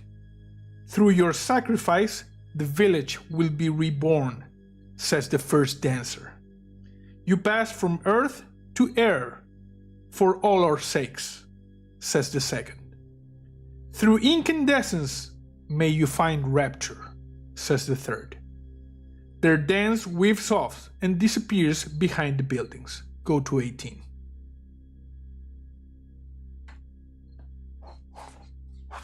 We're gonna get medium rare, JC and me need a beer. Yeah, don't worry. There's not going to be a lot more of this, so don't worry. 18.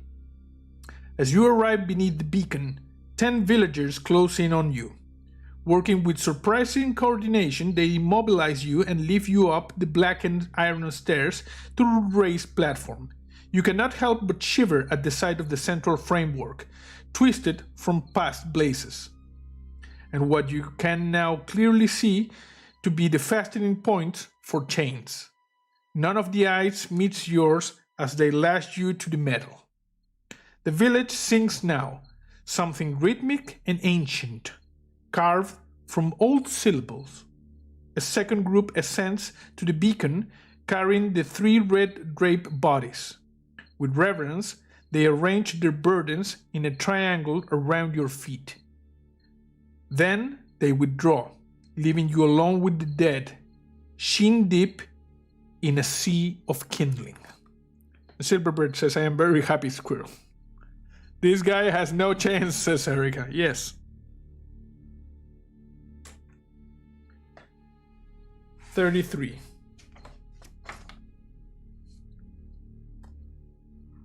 Oh, look at this. There's a picture of the beacon. And I busted out the good paper for this, There's a picture of the beacon. You see? The metal structure, triangular. There it is.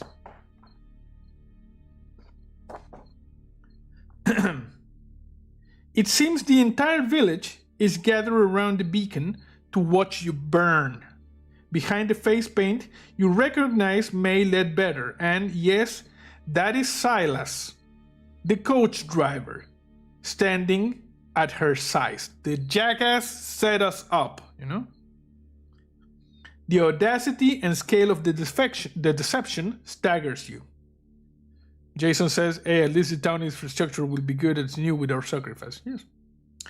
A man steps up on a dais and raises his hand with quiet authority. The frame of his spectacles obscures the red triangle on his face. The frame of his spectacles obscures the red triangle on his face. I think this might be Mr. Winters. So we draw here together again on this night, as we do each year. And we give thanks to the one who will preserve the village against the fire of the void. You will be taken by the ones from above in our stead. Your death will bring life to our streets and bounty to our fields. It will safeguard our children and our elders alike for another year. We salute you. Moral of the story, never ride public transportation, says Jason. He bows his head. All around the beacon, bearers step forward and lift their torches to the edge of the raised platform. A ring of tiny flames flicker up around the perimeter. As they wink, the singing of the villagers drop into an unearthly rhythm. Jolly Lama says, only night? I call bluff on that. Yes. To throw all of your remaining strength against the bonds, go to 44. To wait and see what happens, go to 40. What do we do, people? Do we wait and see what happens, or we use all of our strength against the bonds? What do we do? Vote. Strength or weight?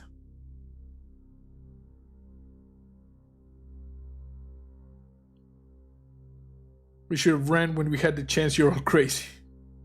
Use strength. Break your bonds. Strength. Use strength. Fight. Strength is good. We're going to go with strength then. We're going to go to 44. Bandy Collinsborg says wait.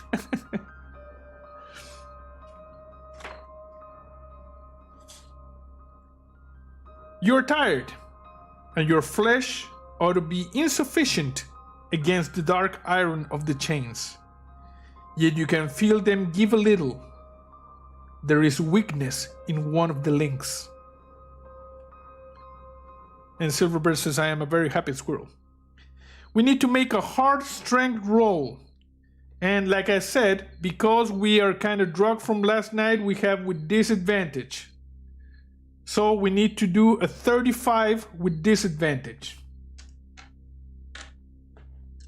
Because some people go to bed to sleep, you know, when they told us they want to kill us, and you go to sleep happily, you know.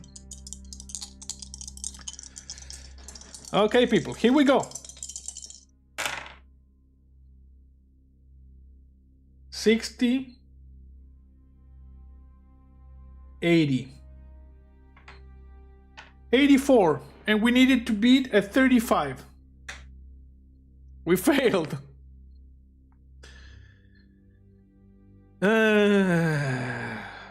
We go to 40.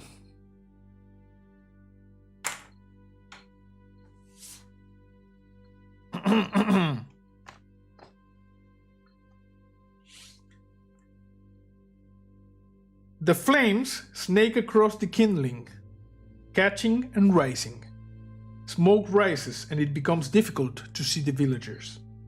The three bodies surround you catch fire, blazing with sooty red flames. You begin to cough as the smoke enters your lungs and fight down the urge to panic. So Joseph Thomas says, I have herpes, yell out, I have herpes, bad sacrifice. I don't know if that's gonna help. If you have learned a strange chant and wish to try it, this is the moment.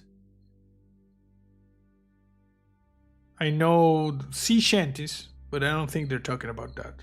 So we have not learned any strange chants.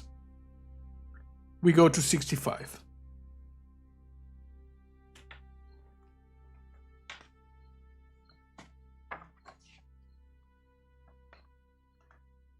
Guess we are Arnold Schwarzenegger at the end of Judgment Day. Judgment Day? Maybe. Jolly Lama says, kiss your butt goodbye. Flames leak at your legs. Your eyes water. You are shrouded in smoke. It might be your imagination, but you think you can feel a slight give in the chains. You throw yourself against them, giving no thought to how they bite into your wrist. Take 1d6 hit points of damage from the fire. If this reduces you to 0, you collapse and you are burned to death. So 1d6 of we have full hit points, so it's good. We rolled a 2, so now we are at 8. So we're not at 0, you know? Otherwise, make a strength roll. If you succeed, okay, we're gonna make a strength roll with disadvantage because, you know. So this one, and this one. Strength check. Regular strength check. We need to beat a 70, people. We need to beat a 70. 0. Oh, crap. 76.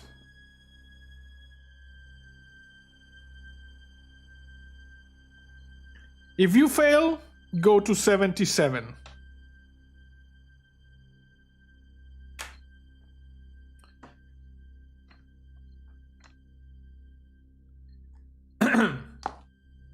The chains give a little bit more, you know? You feel that you could overcome them if you only had a little bit more time. But as you feel the flesh of your legs char, the fire spreads up your jacket and licks at your face. And you know you have run out of time. You have burned to death in the beacon. Why not try again? By making different choices, you may be able to escape or outwit the people of Amberhead. The end. And I busted the good paper, people. And we died. Because some people in chat apparently have the self-preservation skills of a happy squirrel. Also, the dice kind of screwed up. Yeah, I will agree. We got a lot of bad dice, you know? Can you buy a wheelchair? Yeah, I don't know. We died, people. We died. So there you have it. This is the introductory solo adventure for the Call of Cthulhu starter set, you know? This teaches you how to fill your character sheet, how to make the choices, you know, and how to die horribly at the hands of cultists, you know. Yeah, that was awesome. Just to give you a little bit more of a context, because I don't really remember, you know, this exactly what happened. Hey, Michael, with the super chat for the death. Thank you, Michael. Thank you. The people in this, from what I remember from my last time, when I also died, I have to admit it, I also died burned at the stake, you know. These guys, like, there's like some sort of cosmic bird that will destroy the village if they don't do the sacrifice. And if they do the sacrifice, they get like good fortune, good crops for the next year. So every year they need to do this, you know, they need to sacrifice somebody, and otherwise they get destroyed, you know. But like I said, on my first try, my first and only try, I also ended up burned, you know. So don't feel too bad. I messed it up, but good, you know. Jason says, Michael says, take my money. Yeah. I was tired when this first started, but now I'm ready to go again, says Michael. So you see, this is the Call of Cthulhu starter set, you know? And if you like these things, eventually you progress to the Call of Cthulhu Investigator Handbook and the Call of Cthulhu Keeper Book and other things that we will explore in other streams, you know? This run was fire. Yes, it was awesome. So yeah, we streamed for 3 hours and 30 minutes, you know? This was, like I said, a Call of Cthulhu RPG one-shot And I want to thank everybody for the super chats, the donations, and for playing with me. It was fun. I had a lot of fun. We ended up crispy medium, but I had a lot of fun. So, yep. I hope you enjoyed the stream. Remember that after the stream is up on YouTube, I will post the full playthrough of the medium. So you have something to watch tomorrow, it's Sunday. So I hope you enjoyed the stream. That's it for now. See you next time.